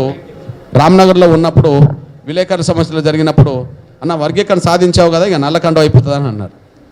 కానీ వెంటనే ఇంకా ప్రజా సమస్యల మీద పోరాటాలు చేసేది ఉన్నది. పోరాటం జరిగినప్పుడు ఎంఆర్పిఎస్ ఉంటుంది కదా, కాబట్టి నల్లకండ ఉంటుందని చెప్పడం జరిగింది. ఇప్పుడు చెప్పండి, చంద్రబాబు నాయుడు గారు వర్గీకరణ చేసినప్పుడు చంద్రబాబు నాయుడు గారికి మేము సపోర్ట్ చేశాం. అప్పుడు చంద్రబాబు నాయుడు గారు నాకు 98లో పెద్దపల్లి పార్లమెంట్ టికెట్ ఇచ్చిండు, 99లో నాకు రాజ్యసభ ఇచ్చిండు. నిరాకరించుకున్నాం. లక్ష్యం దెబ్బతినొద్దు, లక్ష్యం వైపు పురోగమిద్దామని చెప్పి. అప్పుడు చాలామంది ఏమన్నారంటే టీడీపీకి సపోర్ట్ చేశాడు కదా, ఇక టీడీపీలో చేరుతాడేమో అని అనుకున్నారు. అది కాలే. తర్వాత జరిగిన ప్రయాణంలో రాజశేఖర్ గారు వర్గీకరణ తీర్మానం చేసి కేంద్రానికి పంపినప్పుడు రాజశేఖర్ గారు మా సహకారం కోరిండు. సహకారం కొడితే ఆయన కూడా మనం సపోర్ట్ చేశాం. ఆయన కూడా జూపుడి ప్రభాకర్ రావుకు నాకు ఎమ్మెల్సీ ఇచ్చి ఇద్దరిని మంత్రులు చేస్తారని చెప్పి ప్రతిపాదన పెట్టిండు. అది అందరికీ తెలిసిన విషయమే. జూపుడి ప్రభాకర్ రావు తీసుకున్నాడు, నేను తీసుకోలేదు. కానీ చేరుతాడేమో అని అనుకున్నారు. ఆ తర్వాత 2009లో వరంగల్ పార్లమెంట్ సీటు కూడా కాంగ్రెస్ రాజశేఖర్ గారు ప్రపోజల్ పెట్టేశాడు. అప్పుడు చేరుతాడేమో అని అనుకున్నారు. నేను చేరలేదు. పోనీ కేసీఆర్ ఎంబడి అంత బలంగా మిత్రుడిగా ఉన్నది కూడా నేనే తెలంగాణ ఉద్యమ కాలంలో. ఈయన టీఆర్ఎస్లో చేరుతాడేమో, ఎందుకంటే దళిత ముఖ్యమంత్రి అంటాడు కదా, కాబట్టి కృష్ణనాథ్ ముఖ్యమంత్రి అవుతాడేమో, ఆయన చేస్తాడేమో అని చెప్పి అందరూ అనుకున్నారు. కానీ నేను చేరననే నేను చెప్పాను. నా లక్ష్యం నాకు ఉన్నది, ఉద్యమం తెలంగాణకు న్యాయబద్ధం కాబట్టి నేను అండగా ఉంటానని చెప్పాను. నాది మారలే. అప్పుడు మారంది, ఇప్పుడు ఎట్లా మారుతుంది? ఇప్పుడు చెప్పాను కదా, ఇప్పుడు నేను చెప్పాను. అప్పుడే నెరవేరింది. మరి 97లో కూడా నెరవేరింది, 2000 సంవత్సరంలో నెరవేరింది కదా. నేనేమంటాను తమ్ముడు, ఇప్పుడు నేను సమస్యలు చెప్పాను. ఏది సమస్యలు ఉన్నంత వరకు పరిష్కార మార్గం కోసం ఉద్యమాలు ఉంటాయా లేవా? ఉంటాయి. ఉద్యమాలు జరిగినప్పుడల్లా నిరసన కార్యక్రమాలే కదా ఉద్యమాలు అంటే. నిరసన అంటే నల్లకండువ ఉంటుంది కదా. నాకు తెలిసి ఇప్పుడే కాదు, నా జీవితంలో మారదు నల్లకండువ. ఇప్పుడే కాదు, నా జీవితంలో మారదు. ఇప్పటి వరకు మీరు ఒక పోరాట యోధుడుగా ఉన్నారు. రానున్న రోజుల్లో అంటే మీ సంబంధించిన వాళ్ళు, మీ జాతికి సంబంధించిన వాళ్ళు మిమ్మల్ని మంత్రిగా, ఎంపీగా చూసే అవకాశం లేదంటారా?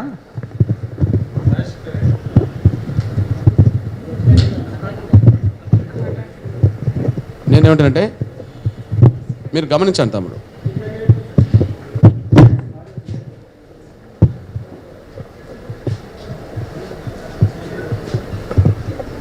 నేను చట్టసభలోకి వెళ్ళాలి. చట్టసభలోకి వెళ్ళడం ద్వారా కూడా సమస్యల మీద మనం బలంగా గొంతెత్తాలి కదా. చట్టసభలకు వెళ్ళిన వాళ్ళందరూ ఆయా పార్టీల నుంచి వెళ్ళి ఆయా పార్టీల లీడర్ల నాయకుల అభిప్రాయం మేరకే వాళ్ళు పడి ఉంటారు. ముఖ్యంగా దళిత గిరిజన బలహీన వర్గాలకు సంబంధించిన వాళ్ళు స్వేచ్ఛగా స్వతంత్రంగా అక్కడ మాట్లాడతలేరు. కాబట్టి మనం స్వేచ్ఛను కోల్పోని పద్ధతిలో, స్వతంత్రతను కోల్పోని పద్ధతిలో అసెంబ్లీకి వెళ్ళాలనేది అభిప్రాయం ఉంటుంది. నాకున్నది కాబట్టినే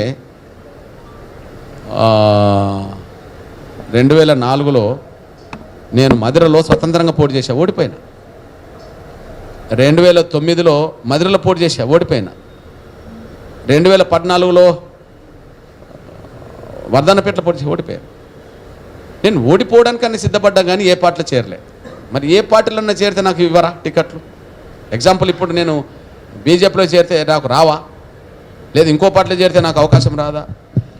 నేను అనుకుంటున్న మొదటి నుంచి, ఎందుకంటే స్వతంత్రంగా ఉండి చట్టసభలకు వెళ్ళడం వేరు, అక్కడ మన వాయిస్ వినబడడానికి వీలవుతుంది, స్వతంత్రంగా పేద వర్గాల కోసం మాట్లాడడానికి దారితీస్తుంది. కానీ స్వతంత్రత కోల్పోయి నేను అసెంబ్లీకి ఎందుకు వెళ్ళాలా? చట్టసభలకు వెళ్ళి నేను ఏం చేయాలా? కాబట్టి స్వతంత్ర భూమిక పోషిస్తూనే చట్టసభలకు వెళ్ళే అవకాశం వచ్చినప్పుడు ఆ మార్గాన్ని వెతుకుతా. కానీ స్వేచ్ఛను, స్వతంత్రాన్ని, పేద వర్గాల కోసం మాట్లాడే అవకాశాన్ని కోల్పోయి నేను ఎక్కడికి వెళ్ళాల్సిన అవసరం లేదని భావించుకుంటున్నాను. జీవితం ఉన్నంత వరకు ప్రజల కోసం నేను గొంతెత్తుతుంటూనే ఉంటా, బయట మాట్లాడుతూనే ఉంటా, శక్తి ఉన్నంత మేరకు పోవటం చేస్తూనే ఉంటా. ప్రజా సమస్యల మీద నేను నిలబడతా. రాజీ అంటూ నా డిక్షనరీలో ఉండదు. ఓకే, 3 దశాబ్దాల సుదీర్ఘ పోరాటంలో ఇప్పుడు ఎస్సీ వర్గీకరణకు సంబంధించి మీరు చూస్తున్నారు రిజల్ట్ అనేది. కానీ 341 చట్టాన్ని సవరణ చేయాలంటూ కొందరు ఆరోపణలు చేస్తూ ఉన్నారు, వ్యాఖ్యలు చేస్తూ ఉన్నారు. వాళ్ళకి మీరు ఇచ్చే సమాధానం ఏంటి? మీరు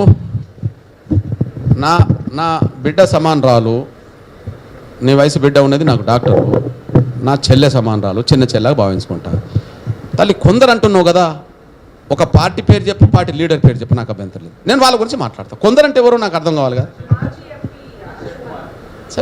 అసలు అట్లాంటి వాళ్ళకు విలువలు లేవు, వాళ్ళ కులంలో విలువలు లేవు. అట్లాంటి వాళ్ళకు వాళ్ళ కులంలో కూడా విలువలు లేవు. ఎందుకు నేను ఈ మాట మాట్లాడుతున్నంటే, ఆర్టికల్ 341 ద్వారా పార్లమెంట్లో బిల్లు పెట్టాలనేది ఎవరు? కమిషన్, ఉషా మేరా కమిషన్ వర్గీకరణ సపోర్ట్ చేస్తూ పార్లమెంట్లో బిల్లు పెట్టాలని చెప్పి మాట్లాడింది. మరి పార్లమెంట్లో బిల్లు కాకుండా అడ్డుపడ్డది అయినే కదా. మరి అప్పుడు సుప్రీంకోర్టు అంశంగా లేదు కదా. సుప్రీంకోర్టు స్టేట్ పవర్ లేదు అని చెప్పింది అనుకో. మరి పవర్ ఎవరికి ఉన్నదని చెప్పినప్పుడు ఉషా మేరా కమిషన్ వేసింది కాంగ్రెసే. ఎవరు వేసిండ్రు? అప్పుడు ఈయన ఎక్కడున్నాడు? మీరు చెప్పిన పేరు గల వ్యక్తి ఎక్కడున్నాడు? పార్లమెంట్లో ఉన్నాడు. ఏ పార్టీలో ఉన్నాడు? కాంగ్రెస్లో ఉన్నాడు. మరి పార్లమెంట్లో బిల్లు పెట్టమని చెప్పి అన్ని పార్టీతో నేను లేఖలు రాయించాను కదా, ప్రధానమంత్రిని కలిశాను కదా, సోనియా గాంధీని కలిశాను కదా, రాహుల్ గాంధీని కలిశాను కదా, మన్మోహన్ సింగ్ గారిని కలిశాను కదా, అందరినీ కలిసి అన్ని పార్టీ లేఖలు ఇచ్చాం కదా, మెజారిటీ ఉన్నది కదా అప్పటికి. మరి బిల్లు పెట్టద్దని చెప్పి అడ్డం పడ్డదేమోను ఈయనే కదా. మరి ఇప్పుడు పార్లమెంటు గురించి మాట్లాడుతున్న మీరు, పార్లమెంట్లో బిల్లు పెట్టే సమయం వచ్చినప్పుడు మీరు అడ్డం పడ్డది మీరే కదా. ఇప్పుడు ఎందుకు మాట్లాడతారు? సేమ్ టైం అప్పుడు సుప్రీంకోర్టులో ఈ అంశం లేదు కాబట్టి పార్లమెంట్లో బిల్లు గురించి చర్చ వచ్చింది, మీరే అడ్డుకున్నారు. ఇప్పుడు సుప్రీంకోర్టు అత్యున్నత ధర్మాసనం ఏం చెప్పింది? ఇది పార్లమెంట్లో 341కి సంబంధించిన అంశమేం కాదు, ఇది స్టేట్కి పవర్ ఉన్నది కాబట్టి చేసుకోమని చెప్పేసింది. ఇప్పుడు మళ్ళీ పార్లమెంట్ అంటే ఏంది? మళ్ళీ పార్లమెంట్లో బిల్లు పెట్టే అంశం వచ్చినప్పుడు పార్లమెంట్లో బిల్లు కాకుండా అడ్డుకున్నది మీరే. ఇప్పుడు పార్లమెంటుకు సంబంధం లేదు, స్టేట్కి పవర్ ఉన్నదని అంటున్నప్పుడు పార్లమెంట్లో పరిష్కారం కావాలంటున్నది మీరే. పార్లమెంట్ పరిష్కారం అంటే వర్గీకరణ సపోర్ట్ చేస్తుండే, అది చెప్పండి. వర్గీకరణ సమస్య పరిష్కారానికి మీరు అంగీకరిస్తుండా లేదా? పార్లమెంటా కోర్టా పక్కకు పెట్టు, మీరు వర్గీకరణకు అనుకూలమా వ్యతిరేకంగా చెప్పండి. అనుకూలమైతే ఎట్లయితే పరిష్కారమే కదా ఇప్పుడు జరిగింది. అనుకూలమైతే ఎట్లయితే పరిష్కారమే కదా జరిగింది. మీరు అనుకూలం కాదు కాబట్టి కదా అప్పుడు అడ్డం పడ్డది. ఇప్పుడు ఎందుకు మాట్లాడుతున్నారు నీతులు? వాళ్ళ కులంలోనే లేదు, వాళ్ళకు అది లేదు. వాళ్ళ కులంలో ఉంటే నాకు తెలుసు. ఇప్పుడు నువ్వు చెప్పిన పేరు గల వ్యక్తులే కాదు, ఆ మాల కులంలో 10 మంది లీడర్ల పేరు చెప్పండి. ఆ లీడర్ల కంటే నా మాల సమాజం నన్నే గౌరవిస్తుంది. ఎందుకు? ఒక అంశం పట్టుకుంటే దాని మీద కట్టుబడి ఉన్నాడు అని చెప్పి. కానీ వీళ్ళు అట్లా కాదు కదా. వాళ్ళ అవసరం కోసం, ఇప్పుడు ఉదాహరణగా చెప్తున్నాను నేను, ఇప్పుడు ఎస్సీ వర్గీకరణ వ్యతిరేకిస్తాం అన్నాడు, అంతే కదా. మరి ఎస్సీ వర్గీకరణ చేసిన చంద్రబాబు పార్టీలో ఎందుకు పోయినావు? ఎస్సీ వర్గీకరణ చేసింది ఎవరు ముందు? చంద్రబాబు నాయుడు గారు. మరి చంద్రబాబు నాయుడు పార్టీలో నువ్వెట్లా పోయినావు? ఆత్మవంచన చేసుకొని. అందువల్ల వాళ్ళకు విలువ లేదమ్మా. ఎందుకు?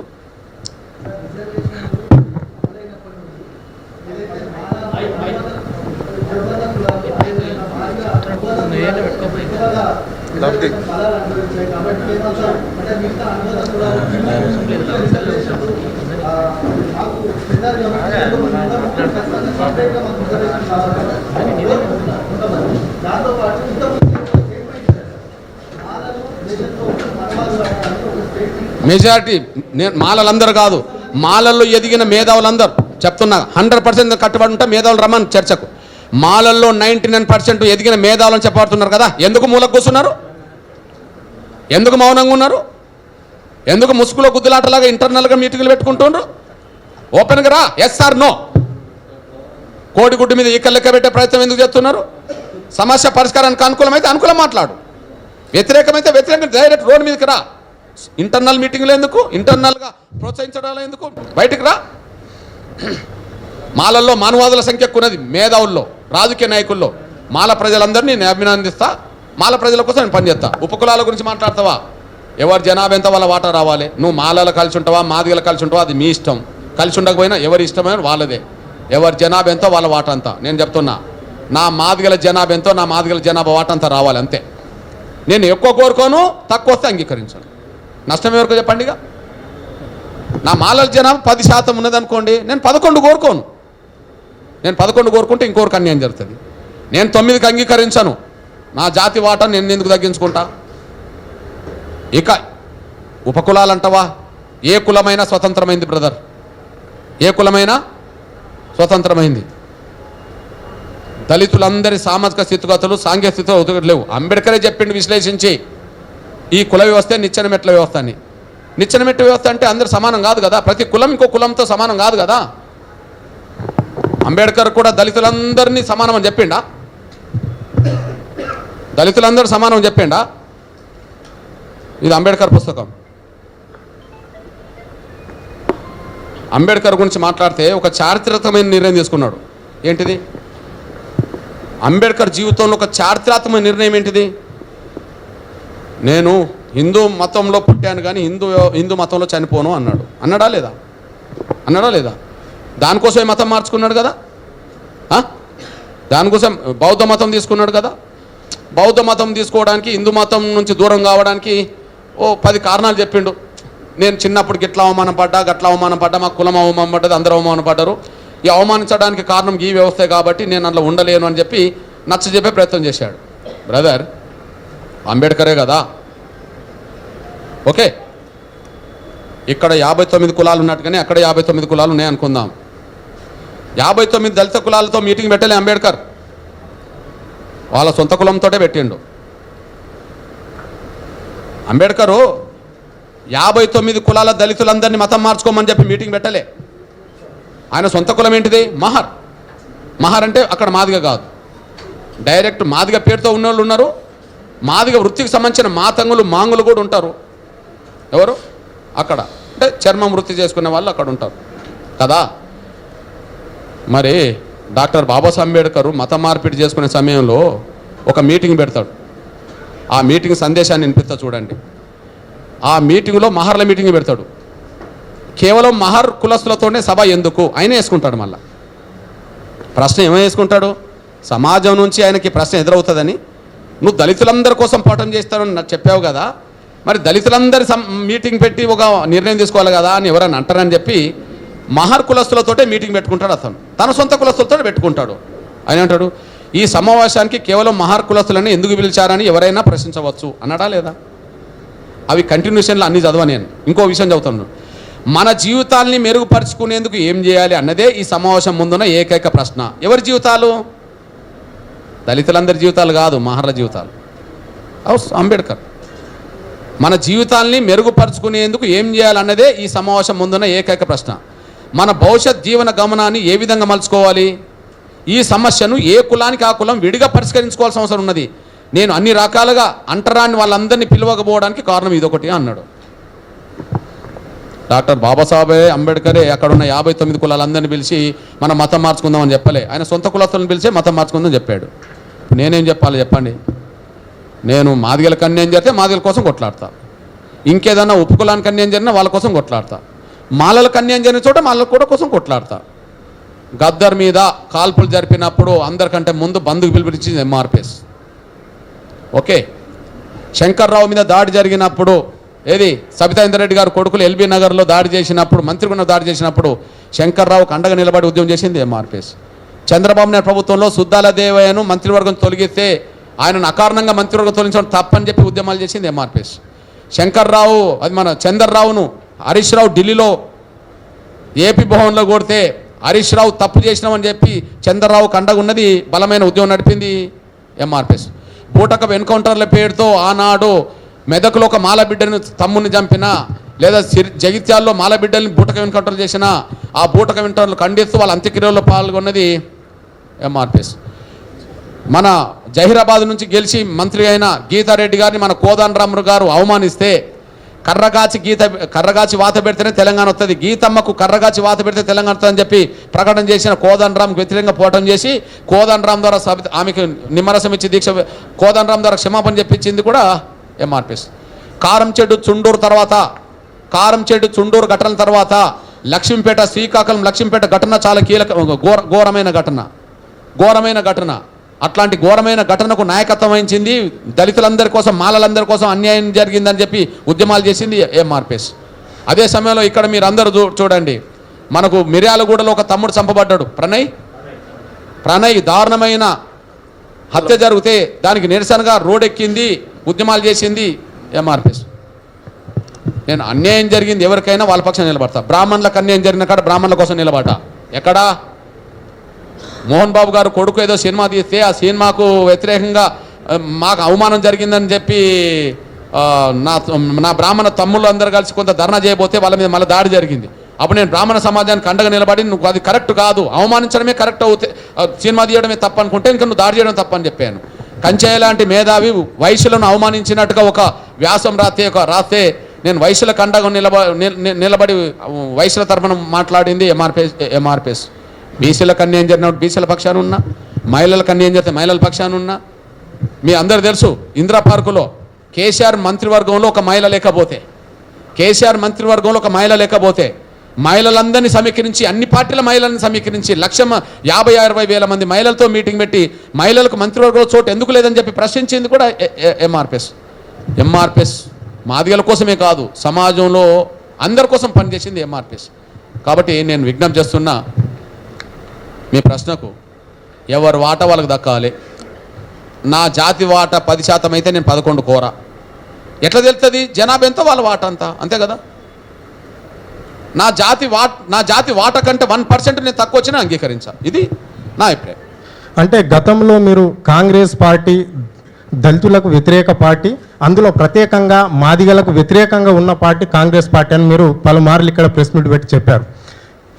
అంటే ఒక ఎంపీ ఎన్నికల్లో 3 స్థానాల కూడా ఒక దళితునికి అంటే మాదిగ జాతికి సంబంధించి సీటు ఇవ్వలేదని చెప్పారు. ఇప్పుడు రేవంత్ రెడ్డి దీన్ని ఇంప్లిమెంట్ చేస్తాడని మీరు అనుకుంటున్నారా? దళిత సామాజిక వర్గం మొత్తం కూడా మాదిగ సామాజిక వర్గం దీని మీద ఎట్లా ఉంటున్నారు, దానికి ఏం సూచన చేయబోతున్నారు మీరు? విషయం ఏంటంటే సమస్యను బట్టి, సందర్భాన్ని బట్టి నా ప్రకటనలు ఉంటాయి, నిర్ణయాలు ఉంటాయి. సమస్యను బట్టి, సందర్భాన్ని బట్టి నా ప్రకటనలు ఉంటాయి, నిర్ణయాలు ఉంటాయి. నా ప్రధాన సమస్య ఏంటిది? వర్గీకరణకు సపోర్ట్ చేసిన వాళ్ళందరూ సపోర్ట్ చేశారు. ఇప్పుడు ఒక సమయంలో వర్గీకరణకు రాజశేఖర్ గారు సపోర్ట్ చేశాడు, నేను సపోర్ట్ చేశాను. ఒక సమయంలో వర్గీకరణకు సపోర్ట్ చేసిండు ఉత్తమ్ కుమార్ రెడ్డి గారు, ఆయన నాయకత్వంలో ఉన్న కాంగ్రెస్ పార్టీ కూడా నేను సపోర్ట్ చేశాను. మీరు చూడండి, ఇప్పుడు రాహుల్ గాంధీ గారు, నేను, చంద్రబాబు నాయుడు గారు, ఉత్తమ్ కుమార్ రెడ్డి గారు, అప్పుడు ఇంకా రేవంత్ రెడ్డి గారు బహుశా ఎక్కడున్నాడో నాకు తెలియదు, కానీ నేను ఒక వేదికను పంచుకున్నాం. 2018 ఎన్నికల్లో ఖమ్మం వేదికతో పాటు 2018 ఎన్నికల్లో పాటు ఖమ్మం వేదికతో పాటు చాలా వేదికలను రాహుల్ గాంధీతో మేము పంచుకున్న చరిత్ర ఉన్నది. మీ దృష్టికి నేను తీసుకొస్తున్నాను. నేను ఎస్సీ వర్గీకరణ చేస్తామనంటే నేను సపోర్ట్ చేశాను, కానీ ఎస్సీ వర్గీకరణ మీద నిర్లక్ష్యం చేస్తే నేను ఎదుర్కొంటా. ఎగ్జాంపుల్, ఇప్పుడు రేవంత్ రెడ్డి గారు ఎస్సీ వర్గీకరణకు అనుకూలంగా మాట్లాడిన అనుకో, మరి నేను కొడంగల్లో ఆయనకు సపోర్ట్ చేసిందని ఆయనే చెప్పుకున్నాడుగా, అంతకుముందు, ఇప్పుడు కాదు. అదే సమయంలో మన మల్కాజ్గిరి పార్లమెంట్ అప్పుడు ఎంఆర్పిఎస్ నాకు సపోర్ట్ చేసిన ఆయన చెప్పుకున్నాడు కదా. మరి నేను ఎందుకు సపోర్ట్ చేయాల్సి వచ్చింది? వర్గీకరణకు నేను న్యాయం చేస్తాను, మీకు అండగా నిలబడతాను, పార్లమెంట్లో మాట్లాడతానంటే నేను సపోర్ట్ చేశాను. కానీ ఆయన పిసిసి అధ్యక్షుడు అయిన తర్వాత మా సీట్లు తగ్గినాయి. ముఖ్యమంత్రి కాదు, ఉదాహరణకు అంతకుముందు కంటే ఓ 3-4 సీట్లు మాకు తగ్గినాయి అసెంబ్లీ ఎన్నికలప్పుడు. నేను వ్యతిరేకించా, నా కోసం కాదు కదా, కాంగ్రెస్ పార్టీలో ఉండబడే మా మాదిగ బిడ్డలకు న్యాయమైన వాట దక్కాలని నేను కోరుకున్నప్పుడు దక్కలే. మీరు అన్నదే గుర్తు చేశాను. పార్లమెంట్ ఎన్నికల్లో అసలు తెలంగాణలో ఎస్సీలో 170% గల మాదిగలకు ఒక సీటు రాలే. కాంగ్రెస్ పార్టీలో మా మాల సోదరుల ఆధిపత్యం ఎట్లుంటుందంటే మీరు గమనించండి, ఇక్కడ 3 పార్లమెంట్ స్థానాల్లో మాకు ఒకటి రాలే. ఆంధ్రప్రదేశ్లో 4 ఉంటాయి ఎస్సీ రిజర్వేషన్లు. ఇక్కడ వరంగల్, పెద్దపల్లి, నాగర్ కర్నూలు, అక్కడ చిత్తూరు, తిరుపతి, బాపట్ల, అమలాపురం, అక్కడ 4 కదా. ఇక్కడ గెలిచే అవకాశం ఉన్నది కాంగ్రెస్కు. ఇప్పుడు రిజర్వేషన్ సీట్లన్నీ కాంగ్రెసే గెలిచింది కదా. ఆడ గెలవదు, ఏడా ఆంధ్రప్రదేశ్లో గెలవదు, ఒక్కటి కూడా గెలవదు. ఆడ వైసీపీ టీటీ మధ్యలో యుద్ధం ఉంటుంది. గెలవని చోట 4 చోట్ల కూడా మాకు అవకాశం ఇవ్వాలి. ఒకటి అంటే కాంగ్రెస్ పార్టీలో గెలిచినా మేమే గెలవాలి, ఓడినా మేమే ఓడాలి, కానీ మాదిగలకైతే చోటు ఇవ్వమని చెప్పి అక్కడ కాంగ్రెస్ని బిగిస్తుంటారు. అక్కడ 4 చోట్ల కూడా మాదిగలకు ఒక్కటి రాలే, ఓడిపోయే కాడ. ఆంధ్రప్రదేశ్లో కాంగ్రెస్ గెలిచి ఎంపీలు అవుతారని చెప్పి ఎవరైనా ఉన్నది ఇప్పుడు? ఆయన ఓడిపోయే కాడ కూడా 4 సీట్లు కాంగ్రెస్ మాలలకి ఇచ్చింది, మాదిగలకు ఒకటి రానివ్వలే. ఈడ 3 మాకు ఒక్కటి కూడా రానివ్వలే. అంటే అన్యాయం జరిగిన సందర్భం వచ్చినప్పుడు నేను అన్యాయంకు వ్యతిరేకంగా మాట్లాడాలి కదా. ఓకే, ఇప్పుడు సుప్రీంకోర్టు జడ్జిమెంట్ ఇచ్చింది. సుప్రీంకోర్టు జడ్జిమెంట్ ఇచ్చిన తర్వాత రేవంత్ రెడ్డి గారు ప్రకటన చేసిండు కదా, భారతదేశంలో అందరికంటే ముందు నేనే అమలు చేస్తాను అన్నాడు. నేను ప్రత్యేకంగా చంద్రబాబు నాయుడుకు ధన్యవాదాలు చెప్పాను, ఎందుకంటే ఆయన తీసుకొని చట్టమే, ఆయన వల్లనే మాకు వర్గీకరణ గతంలో జరిగింది, మేము కొంత మా పిల్లలకు మేలు జరిగింది, ప్రత్యేక ధన్యవాదాలు చెప్పి ఆయన అమలు చేస్తాను అంటుండు. ఓకే, కానీ రేవంత్ రెడ్డి గారు అసెంబ్లీలో ఏం చెప్పిండు? నిండు అసెంబ్లీలో ఎస్సీ వర్గీకరణ త్వరగా నేనే అమలు చేస్తా, ఏబిసిడి వర్గీకరణ ఇతర రాష్ట్రాల కంటే ముందు మేమే అమలు చేస్తాం, సుప్రీంకోర్టును తీర్పును స్వాగతిస్తున్నా, ఎస్సీ వర్గీకరణ కోసం అవసరం అంటే ఆర్డినెన్స్ అని అన్నాడు. నేనేం చేయాలి? ఇప్పుడు నా వర్గీకరణ అంశం కదా. ఓకే, రేవంత్ రెడ్డి గారు వర్గీకరణ చేస్తామని అంటుండు కాబట్టి నేను ఆయనను అభినందించాను, ధన్యవాదాలు కూడా చెప్పాను. ఇప్పుడు నాకు ఇవాళ సాయంత్రం 5 గంటలకు ఏదో అపాయింట్మెంట్ ఉన్నట్టున్నది, మీకే చెప్తున్నాను నేను. మా ఎమ్మెల్యేలందరూ ఫోన్ చేస్తున్నారు, 5 గంటలకు అపాయింట్మెంట్ ఇచ్చిండు సెక్రటరీకి రమ్మని చెప్పి. అట్లనే దామోదర్ రాజు గారు అందుబాటులో లేడు, ఆయన వస్తే పోదామని చెప్పి నేను కూడా వాళ్ళ కబురు చేసి ఇక్కడికి వచ్చాను. ఆయనకు నేను పోయి ధన్యవాదాలు చెప్తాను, మీరు అసెంబ్లీలో మాట్లాడిండ్రు కదా, త్వరగా అమలు చేయండి అని చెప్పి నేను చెప్పి వస్తాను, అంతే.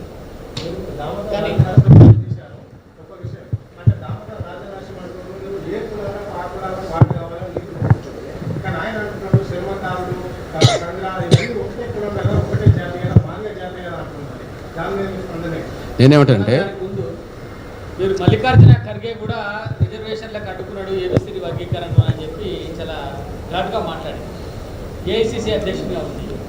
మరి ఇప్పుడు మళ్ళీ మీరు కాంగ్రెస్ పార్టీతో మీ అంటే స్నేహం ఎట్లా ఉంటుంది? ఇప్పుడు ఒకవైపు రేవంత్ రెడ్డిని అభినందిస్తూ అంటుంటే ఒకవైపు మల్లికార్జున ఖర్గే గారిని చాలా ఘాటుగా విమర్శించారు మీరు. నేను సూటిగానే చెప్తున్నా, ఎంతో కొంత రేవంత్ రెడ్డి గారినన్నా నమ్ముతా, మా మల్లికార్జున ఖర్గే నమ్మను.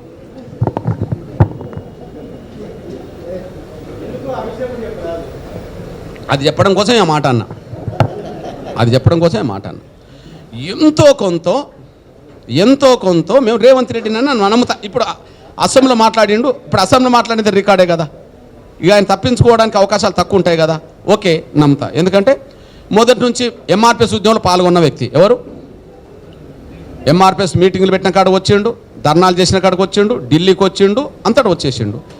సరే, కాంగ్రెస్ పార్టీలో ఆయన మాటే మొత్తం 100% కాదు కాబట్టి బయట అధిష్టాన వర్గాన్ని ప్రభావితం చేసే శక్తులు మా మాల సోదరులు ఉన్నారు కాబట్టి కొంత అటు ఇటు ఉంటుంది. నేను అయితే కొంత మరి ఆయన మనసులో వర్గీకరణకు అనుకూలమా వ్యతిరేకమా అంటే ఆయన మనసులో బయట వర్గీకరణకు అనుకూలమే. ఆయన మీద ఒత్తిడి ఏమున్నదో అది తర్వాత విషయం, ఎంతో కొంత నమ్ముతా. కానీ మా మల్లికార్జున ఖర్గే నేను నమ్మ. మల్లికార్జున ఖర్గేనే ఈ సమస్యలకు అడ్డపడుతున్నాడు, వర్గీకరణ సమస్యకు అడ్డం పడుతున్నాడు. ఎగ్జాంపుల్ ఒక విషయం చెప్తున్నాను. నేను ఆయన గుల్బర్గా ప్రతిపక్ష నాయకుడు ఉన్నప్పుడు నేను గుల్బర్గాలో ఒక మీటింగ్ ఆహ్వానించా, వచ్చిండు. ఎస్సీ వర్గీకరణ మీద కమిషన్, సదాశివన్ కమిషన్ వర్గీకరణ తీర్పు చెప్పింది, మీ కర్ణాటక ప్రభుత్వం ఎస్ఎం కృష్ణ ప్రభుత్వం వేసింది, దీని మీద మీ అభిప్రాయం చెప్పమన్నా. నేను అసలు కమిషన్ ఏందో నాకు తెలియదు అన్నాడు. వేసింది ఎవరు? కాంగ్రెస్ ప్రభుత్వం. ఈయనది ఏ రాష్ట్రం? కర్ణాటక. ఎస్సీ వర్గీకరణ అవసరం లేదనే విషయంలో కమిషన్ పడితే కమిషన్ మీద కర్ణాటక అంతా బగ్గుమంటుంది అనుకూలంగా, కానీ కమిషన్ ఏందో నాకు తెలియదు అన్నాడు. ఇప్పుడు మీ దృష్టికి తీసుకొస్తున్నాను నేను. ఇప్పుడు సిద్ధరామయ్య ఎస్సీ వర్గీకరణ స్వాగతించాడు కదా, ఎవరు చదవండి.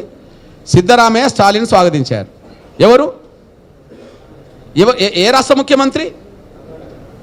కర్ణాటక ముఖ్యమంత్రి సిద్ధరామయ్య కాంగ్రెస్ స్వాగతించాడు. మరి ఖర్గే ఎందుకు స్వాగతించలే? ఇటు రేవంత్ రెడ్డి స్వాగతించాడు. ఇప్పుడు రేవంత్ రెడ్డి స్వాగతించాడు కదా, మీకు చూపించాను కదా. ఓకే, మరి కాంగ్రెస్ ముఖ్యమంత్రి రేవంత్ రెడ్డి స్వాగతించాడు. కాంగ్రెస్ ముఖ్యమంత్రి ఆయన సొంత రాష్ట్రంలో స్వాగతించాడు. ఖర్గే ఎందుకు మౌనంగా ఉన్నాడు దీని మీద?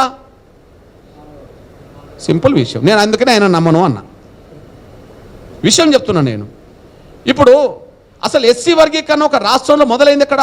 పంజాబ్లో. పంజాబ్లో వర్గీకరణ చేసింది ఎవరు? కాంగ్రెసే. ఎవరు? కాంగ్రెసే.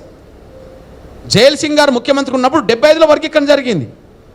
ఆ పరంపర భాగంగా ఇగో ఇక్కడ దాకా వచ్చేసింది అనుకుందాం. వర్గీకరణ చేసింది ఎవరు? కాంగ్రెసే. ఇప్పుడు మీకు రాష్ట్రపతి ఫోటో చూపించాను కదా, ఎవరిది? రాష్ట్రపతి ఫోటో చూపించాను కదా, ఆయన ఎవరు? దళితుడే. ఎవరు? కేఆర్ నారాయణ్. 99లో ఎస్సీ వర్గీకరణ అమలు చేయవచ్చు అని చెప్పి ఆర్డినెన్స్ ఇచ్చింది ఆయనే, ఆదేశాలు ఇచ్చింది ఆయనే. ఆయన ఎవరు? కేరళ. మరే ఎస్సీ వర్గీకరణ మీద నా దగ్గర కాంగ్రెస్ అనుకూలం అనడానికి 100 స్టేట్మెంట్లు ఉంటాయి. ఇప్పుడు రాహుల్ గాంధీ ఉన్నాడు, వాళ్ళ రాష్ట్రం ఏది? ఉత్తరప్రదేశ్. సోనియా గాంధీ ఎక్కడి నుంచి గెలుచుకుంటూ వచ్చింది? ఉత్తరప్రదేశ్. రాహుల్ గాంధీ ఎక్కడి నుంచి గెలుచుకుంటూ వచ్చింది? ఉత్తరప్రదేశ్. వాళ్ళందరూ ఎక్కడి నుంచి గెలుచుకో? ఉత్తరప్రదేశ్. ఉత్తరప్రదేశ్ 2012 మేనిఫెస్టోలో ఎస్సీ వర్గీకరణ ఉన్నది, మేము అమలు చేస్తామని చెప్పి. ఎస్సీ వర్గీకరణ చేస్తామని ఉత్తరప్రదేశ్లో ఉన్నది. ఓకే, ఉత్తమ్ కుమార్ రెడ్డి అప్పుడు ఉంటుంది. ఓకే, సోనియా గాంధీ అప్పుడు ఉంటుంది. కర్ణాటకలో సిద్ధరామయ్య చెప్తాడు, అందరూ చెప్తారు, రాజశేఖర్ గారు చెప్తాడు, ఖర్గే మాత్రం చెప్పాడు. ఏంటి మరి ఇది? నేను చెప్తున్నాను, ఖర్గే వాళ్ళ కులానికే నాయకుడు, దళితులందరికీ నాయకుడు కాదు. ఎవరు? ఖర్గే అనేటైనా వాళ్ళ కులానికి మాత్రమే నాయకుడు, చలవాదే అయినా. అంటే ఇటు మాలల సమానం అని అనుకుంటారు వాళ్ళు, చలవాదే, వాళ్ళకు మాత్రమే నాయకుడుగా ఉంటాడేమో, కానీ ఆయన దళితులందరికీ నాయకుడు కాదు. సేమ్ టైం అసలు రాహుల్ గాంధీ ఎందుకు మౌనంగా ఉన్నాడు? రాహుల్ గాంధీ ఎందుకు మౌనంగా ఉన్నాడు? సోనియా గాంధీ ఎందుకు మౌనంగా ఉన్నది? ఉషా మేరా కమిషన్ వేయించింది ఎవరు? సోనియా గాంధీ కాదా? వర్గీకరణ తీర్పును ఎందుకు స్వాగతించలేకుండా పోయినరు? రాహుల్ గాంధీ గారు 2018 అసెంబ్లీ ఎన్నికల్లో ఇక్కడ మీట్ ది ప్రెస్ జరిగింది, ఎడిటర్ సమావేశం జరిగింది రాహుల్ గాంధీతో. రాహుల్ గాంధీతో జరిగిన ఎడిటర్ సమావేశంలో ఎస్సీ వర్గీకరణకు అనుకూలంగా మాట్లాడింది కదా. యూపీఏ పార్టీలన్నింటినీ వాళ్ళ అభిప్రాయం అనుకూలంగా తీసుకొని యూపీఏ మొత్తం సపోర్ట్ చేస్తానని చెప్పిండు కదా. చెప్పినప్పుడే కదా ఆయనతో నేను కలిసి తిరిగింది, చెప్పినప్పుడే కలిసి తిరిగింది. గద్వాల సభలో ఎస్సీ వర్గీకరణ అమలు చేస్తామని చెప్పి ఆయనే చెప్పేసిండు. నోటి మాట కూడా ఉన్నది కదా, రికార్డు ఉన్నది, నోటి మాట ఉన్నది. మరి ఎందుకు మాట్లాడతలేడు? కాంగ్రెస్లో మా మాల సామాజిక వర్గం సంబంధించిన వాళ్ళ పలుకుబడి ఎక్కువ కాబట్టి వాళ్ళు నోరు మూపిస్తుండ్రు. ఖర్గే పక్కనే ఉన్నాడు కదా, ఖర్గే మాట్లాడాడు తీర్పు మీద, రాహుల్ గాంధీతో మాట్లాడని వాడు, వాళ్ళ పలుకుబడి అట్లున్నది. ఖర్గే సంగతి ఇక్కడనే కాదు, దేశవ్యాప్తంగా తెలుసుకుంటాం. ఇక్కడనే కాదు, ఆయనను వదలను. రేవంత్ రెడ్డినైనా కొంత సమయంలో నేను అభినందిస్తా, అవసరం ఉంటే నేను అండగా అది ఆయనకు అభినందనలు చెప్తా. ఎందుకు? స్వాగతించిండు. నేను సిద్ధరామయ్యను అభినందిస్తా, స్వాగతించిండు. ఆయన రాష్ట్రం ఎందుకు మౌనంగా ఉన్నాడు? కాంగ్రెస్ పార్టీ జాతీయ అధ్యక్షుడు కర్ణాటక ఎస్సీ వర్గీకరణ మేనిఫెస్టో పెట్టిండు కదా, ఇది కర్ణాటక మేనిఫెస్టో. అంతేకాదు చేవేళ్ళ డిక్లరేషన్ చేసింది ఎవరు? చేవేళ్ళ ఎస్సీ డిక్లరేషన్ చేసింది ఎవరు? ఖర్గేనే. మరి ఖర్గే ఎందుకు మాట్లాడతలేడు? చేవేళ్ళ ఎస్సీ డిక్లరేషన్లో ఏమున్నది చూడండి బ్రదర్. ఖర్గే చేతుల మించే కదా డిక్లేర్ అయింది. ఇగో ఎస్సీ వర్గీకరణ దామాష ప్రకారం ఎస్సీ రిజర్వేషన్లను పెంచడంతో పాటు ఎస్సీ రిజర్వేషన్లో ఏబిసిడి అమలు చేస్తామని చెప్పేసిండు. ఎవరి చేతుల మీద వచ్చింది ఇది? మొదటి పేజే బ్రదర్, ఇంకా పేజీ నెంబర్లు కూడా తిరగాల్సిన అవసరం లేదు, మొదటి పేజే. నమ్మించే కాడ మొదటి కాడ ఉంటారు, అమలు చేసే కాడ చివరి కూడా ఉంటారు. మొదటి హామీ, మొదటి పేజీ, మొదటి హామీ. నమ్మించే కాడ మొదటి. ఈయన ఖర్గే చేతుల నుంచి బ్రదర్ ఫోటో కూడా ఉన్నది కదా, ఇగో చూడండి. ఖర్గే చేతుల మీదనే వచ్చేస్తుంది. కర్ణాటకలో ఎస్సీ వర్గీకరణ కాంగ్రెస్ పార్టీ మేనిఫెస్టో ఖర్గేకు తెలియకుంటుంటుందా? అంటే నమ్మించే కాడ మాత్రం ఉంటారు, కానీ పరిష్కారం అయ్యేటప్పుడు మాత్రం కుట్రలు చేస్తారా? ఖర్గే ఎస్సీ వర్గీకరణ స్టేట్మెంట్ ఇవ్వనండి, ఇక్కడి నుంచి నేను డిమాండ్ చేస్తున్నా. ఎస్ ఆర్ నో, అనుకూలమా కాదా? నేనేం బ్రతిమలాడం మేము. నీ కాంగ్రెస్ పార్టీ స్టాండ్ చెప్పు. ఉత్తరప్రదేశ్లో ఎస్సీ వర్గీకరణ ఎందుకు హామీ ఇచ్చారో చెప్పు. కర్ణాటకలో ఎస్సీ వర్గీకరణ ఎందుకు హామీ ఇచ్చారో చెప్పు. తెలంగాణలో ఉమ్మడి ఆంధ్రప్రదేశ్లో ఎస్సీ వర్గీకరణ ఎందుకు హామీ ఇచ్చారో చెప్పండి. పంజాబ్లో ఎస్సీ వర్గీకరణకి ఎందుకు అమలు చేశారో చెప్పండి. మీ భాగస్వామ్య పార్టీ ఇండియా కూటమి ప్రధాన భాగస్వామ్యం ఎవరు? ఇప్పుడు అమలుకు అడ్డంకి ఏం లేదు కదా, అమలు చేస్తుంది కదా. ఇప్పుడు ఇక్కడ 2 రాష్ట్రాలు అమలు చేస్తున్న కాడ 3వ రాష్ట్రంగా నేను మొదలుపెట్టిన రాష్ట్రంగా అమలు చేయమని కోరుతాను, కానీ మళ్ళీ నేను అటువైపు ఎందుకు పోతా? సుప్రీంకోర్టులో ఈ జడ్జిమెంట్ రాకపోతే గాంశంకి ముందుకెళ్ళాలి. సుప్రీంకోర్టులో రాజ్యాంగ ధర్మసభ తీర్పు ఇచ్చినప్పుడు నేనేం చెప్పాలిగా? కాబట్టి నేను అటు వెళ్ళను. తెలంగాణ జర్నలిస్ట్ యూనియన్ ఆధ్వర్యంలో ఏర్పాటు చేసిన ఈ కార్యక్రమం, అదేవిధంగా సీనియర్ జర్నలిస్ట్ కప్రా ప్రసాద్ గారికి అవకాశం ఇచ్చినందుకు ధన్యవాదాలు. కృష్ణమాది అన్న, సమకాలీన సమాజంలో ఆశయాలతో స్టార్ట్ అయిన వారు ఆశలతో కనుమరుగయ్యారు చాలామంది. కానీ మీరు తెలుగు నేల మీద ఇంత సుదీర్ఘమైన పోరాటం చేసిన మీరు మరి ఇవాళ ఎస్సీ వర్గీకరణ సాధించడంతో పాటు మానవీయ కోణం నుంచి అనేక ఉద్యమాలను కూడా సక్సెస్ చేశారు. మా వైపు నుంచి ఇప్పుడే మా మిత్రుడు, వేదిక మీద మిత్రుడు మిమ్మల్ని ఆదర్శంగా తీసుకుని ఆయన కూడా ఒక ఎజెండాతో ముందుకు పోతున్నాం అని చెప్పి, భవిష్యత్తులో ఇలాంటి సమాజం పట్ల అంశాలను ఒక ఎజెండాగా చేసుకుని ముందుకు పోయే వ్యక్తులకు మీరు ఇచ్చే సలహాలు, సూచనలు, అదేవిధంగా చంద్రబాబు ప్రభుత్వం నుంచి కేసీఆర్ ప్రభుత్వం వరకు ఎంతో నిర్బంధాలు ఎదుర్కొని మీరు జైల్లోకి వెళ్ళారు. ఎక్కడ పాలక వర్గాలకు ఒదగకుండా వాళ్ళు చేసే కుట్రల కుతాంతలను అన్నిటి కూడా ఎదుర్కొని నిలబడి, ఎంతోమంది ప్రలోభపెట్టిన వాడు లొంగకుండా ఇంత నిటారుగా నిలబడి తెలుగు నేలనుతో ఇలా యావత్ భారతదేశాన్ని ఒక ఆదర్శంగా వర్గీకరణ ద్వారా నిలిచిన మీరు భవిష్యత్తులో ఇవాళ జర్నలిస్ట్ సమస్యలు కూడా మేము సాధించుకోవాలంటే నిజంగా మీ నుంచి మాకు ఇచ్చే సలహాలు, సూచనలు.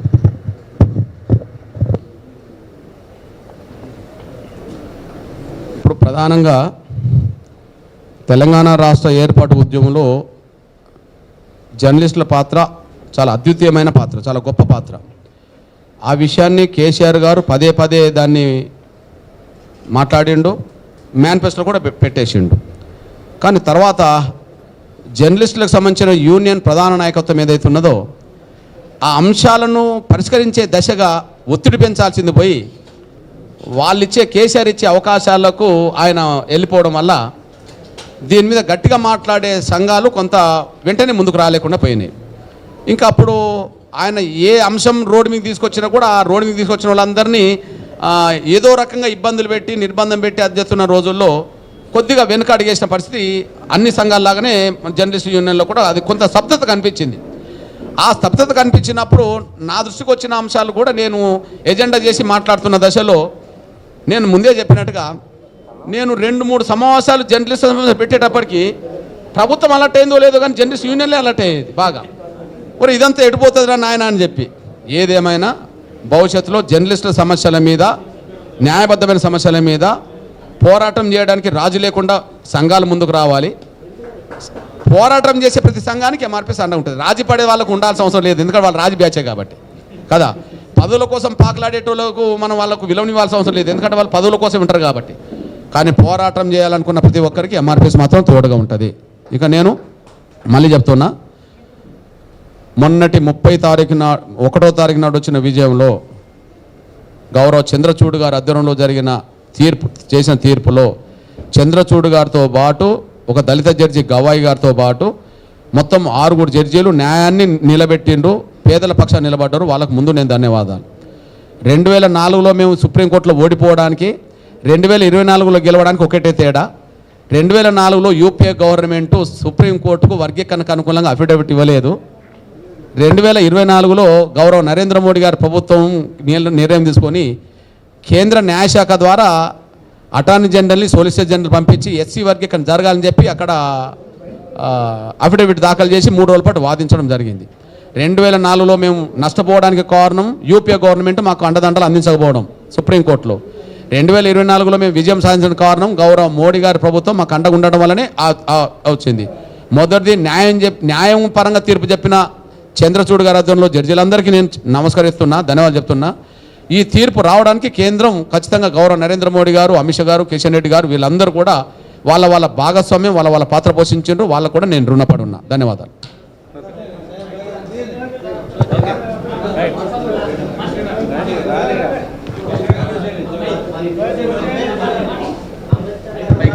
Please please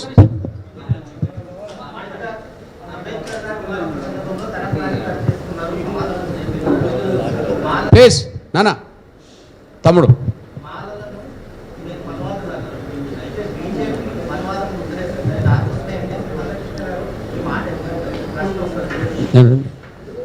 okay okay right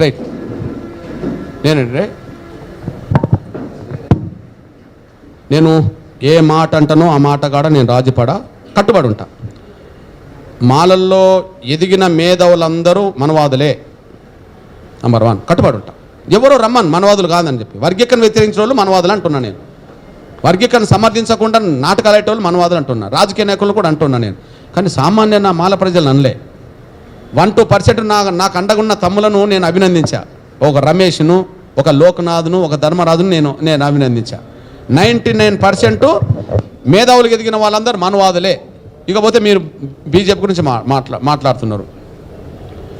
please భయ్య, బీజేపీ గురించి మాట్లాడుతున్నారు. మనవాదం అంటే అవకాశం దక్కాల్సిన వాళ్ళకు అవకాశం ఇవ్వకపోవడం మనవాదం. న్యాయం దక్కాల్సిన చోట న్యాయం దక్కకుండా అడ్డుపడడం మనవాదం కదా.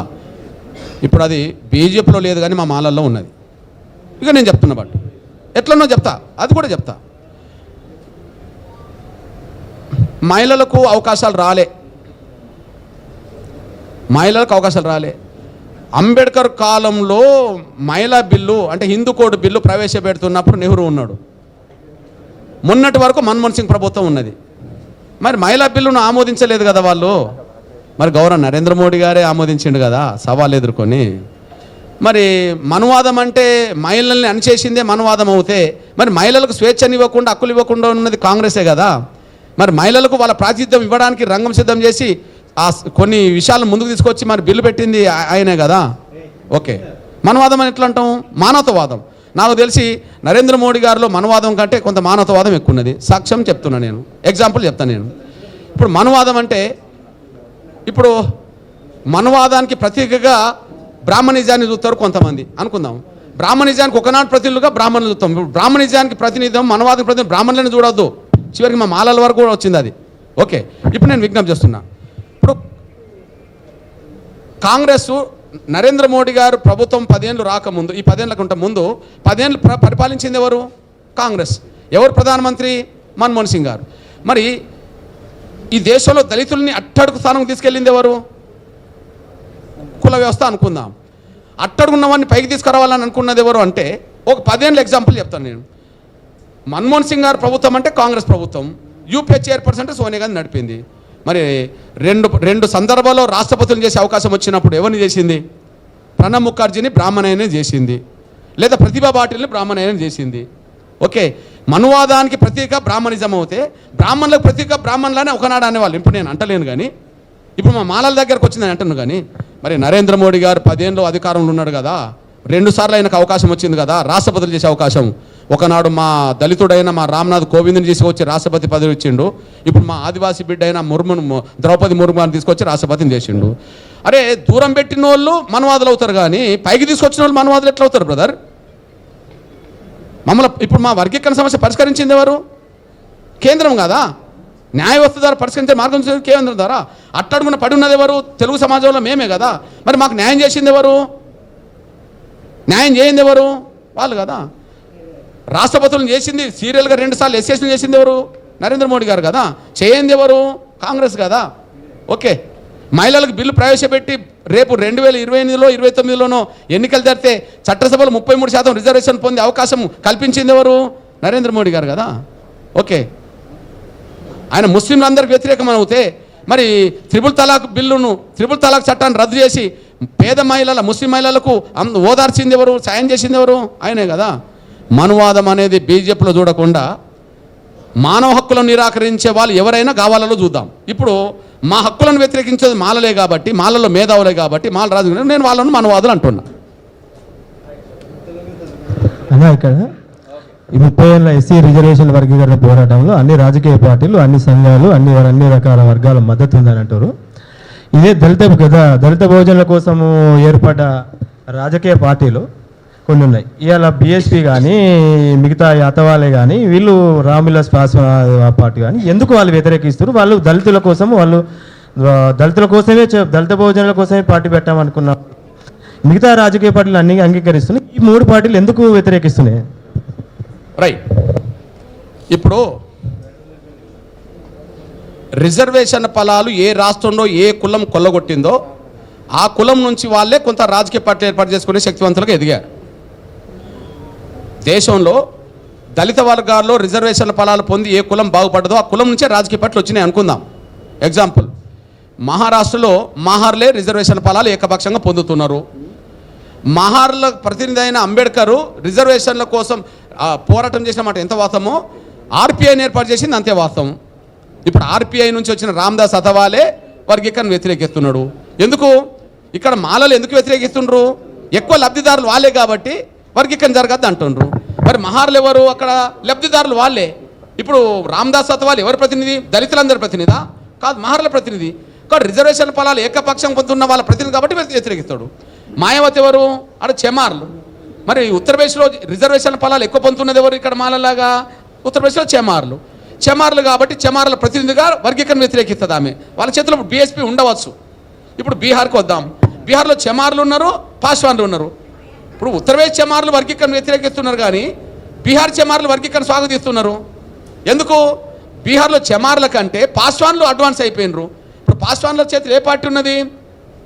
లోక్ జనశక్తి పార్టీ ఉన్నది. కాబట్టి వాళ్ళు వ్యతిరేకిస్తున్నారు.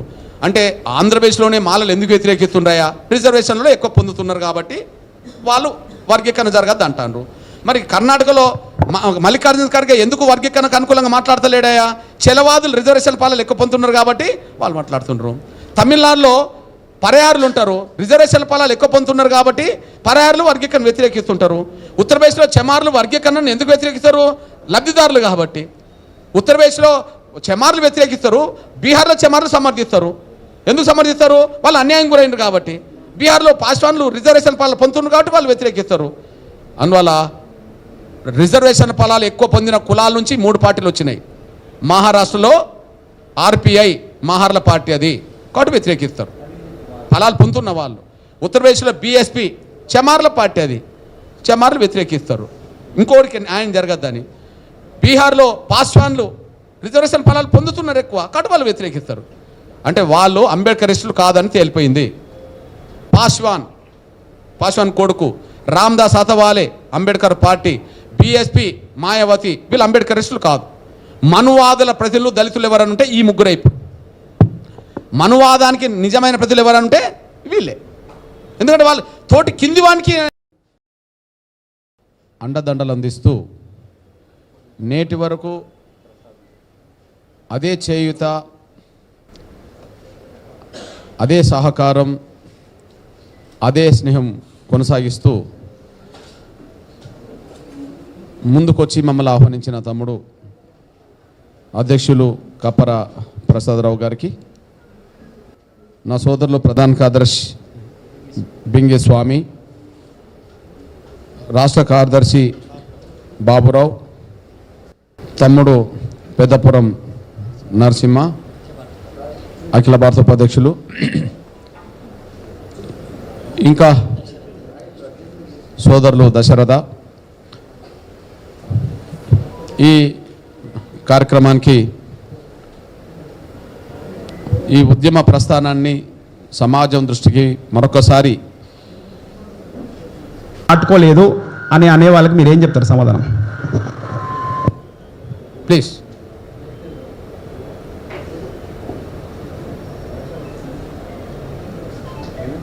ఓకే, మేము ప్లీజ్ కాంగ్రెస్ను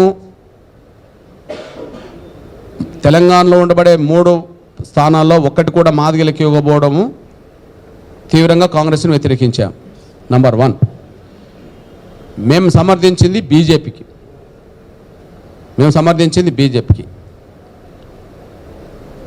ఇప్పుడు ఆ 3 చోట్ల పెద్దపల్లి, వరంగల్, నగర్ కర్నూలు, ఈ 3 చోట్ల అంతకుముందు ఓటు శాతం 60,000, 70,000, 80,000, 40,000, కానీ ఇప్పుడు 3 లక్షల పైగా చిల్లర వచ్చేసింది. గెలవకపోవచ్చు, కానీ మా ఓటు మెజారిటీ బీజేపీకి వేసాం. మా ఓటు ఒక్కటే కాదు, సమాజం ఓటు కూడా పడాలి కదా. కానీ ఇక్కడ మీరు గమనించండి, మొన్నటి ఎన్నికల పరంపర ఒకసారి మీరు ఆలోచించండి.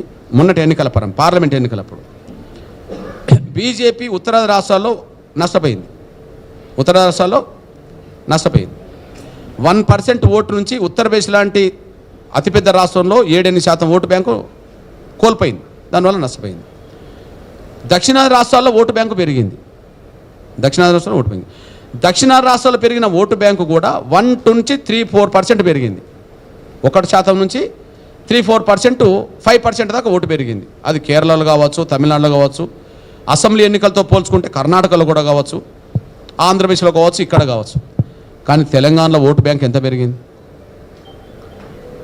8 అసెంబ్లీ సీట్లున్న బీజేపీ మరో 8 పార్లమెంట్ సీట్లను గెలుచుకున్నది.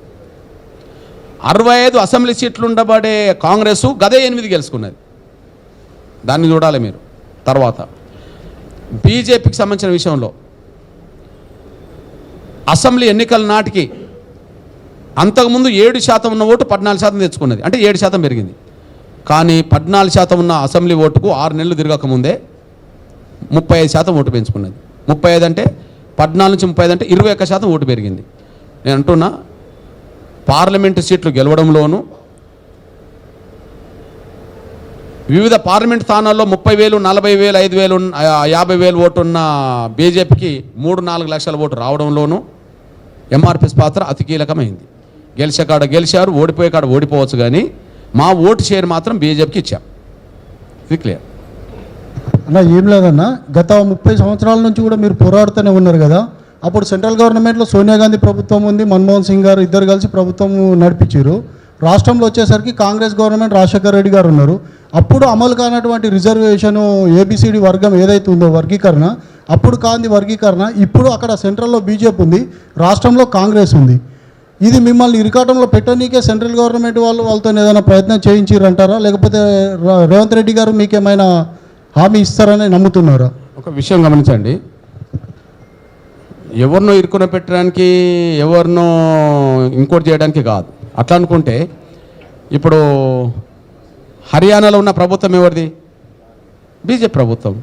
హర్యానా ముఖ్యమంత్రి నిన్న స్టేట్మెంట్ ఇచ్చిండు, హర్యానాలో దళితుల రిజర్వేషన్లు 10-20% వరకు పెంచుతూనే అందులో అత్యంత వెనుకబడ్డ దళిత వర్గాలకు 10% ప్రత్యేక కోట అమలు చేస్తామని చెప్పారు. ఆ ధైర్యం ఎందుకు చేసిండు? సుప్రీంకోర్టు తీర్పు రావడం ద్వారా. అంటే రాష్ట్రాలకు వర్గీకరణ చేసుకునే అధికారం ఉన్నదని స్పష్టంగా తీర్పు రావడంతో హర్యానా బీజేపీ ప్రభుత్వం కూడా వర్గీకరణకు అనుకూలంగా అడుగేసుకున్నట్టుగా కనిపిస్తున్నది. అందువల్ల ఎవరినో ఇరుకున పెట్టడానికో, ఎవరినో ఇంకోటి పెట్టడానికో కాదు, వర్గీకరణ సూత్రబద్ధతకు ఉమ్మడి ఆంధ్రప్రదేశ్ శాసనసభ కట్టుబడి ఉన్నది. కాబట్టి ఇప్పుడు ఆంధ్రప్రదేశ్లో అక్కడ ముఖ్యమంత్రి ముందుకెళ్తున్నాడు. రేవంత్ రెడ్డి గారు కూడా తీర్పు వచ్చిన వెంటనే స్వాగతించిన తనని నేను అభినందించా. ఆయనకు ప్రత్యేక ధన్యవాదాలు చెప్పా చంద్రబాబు నాయుడుకి, ఎందుకంటే అమలు చేసినోడు కాబట్టి.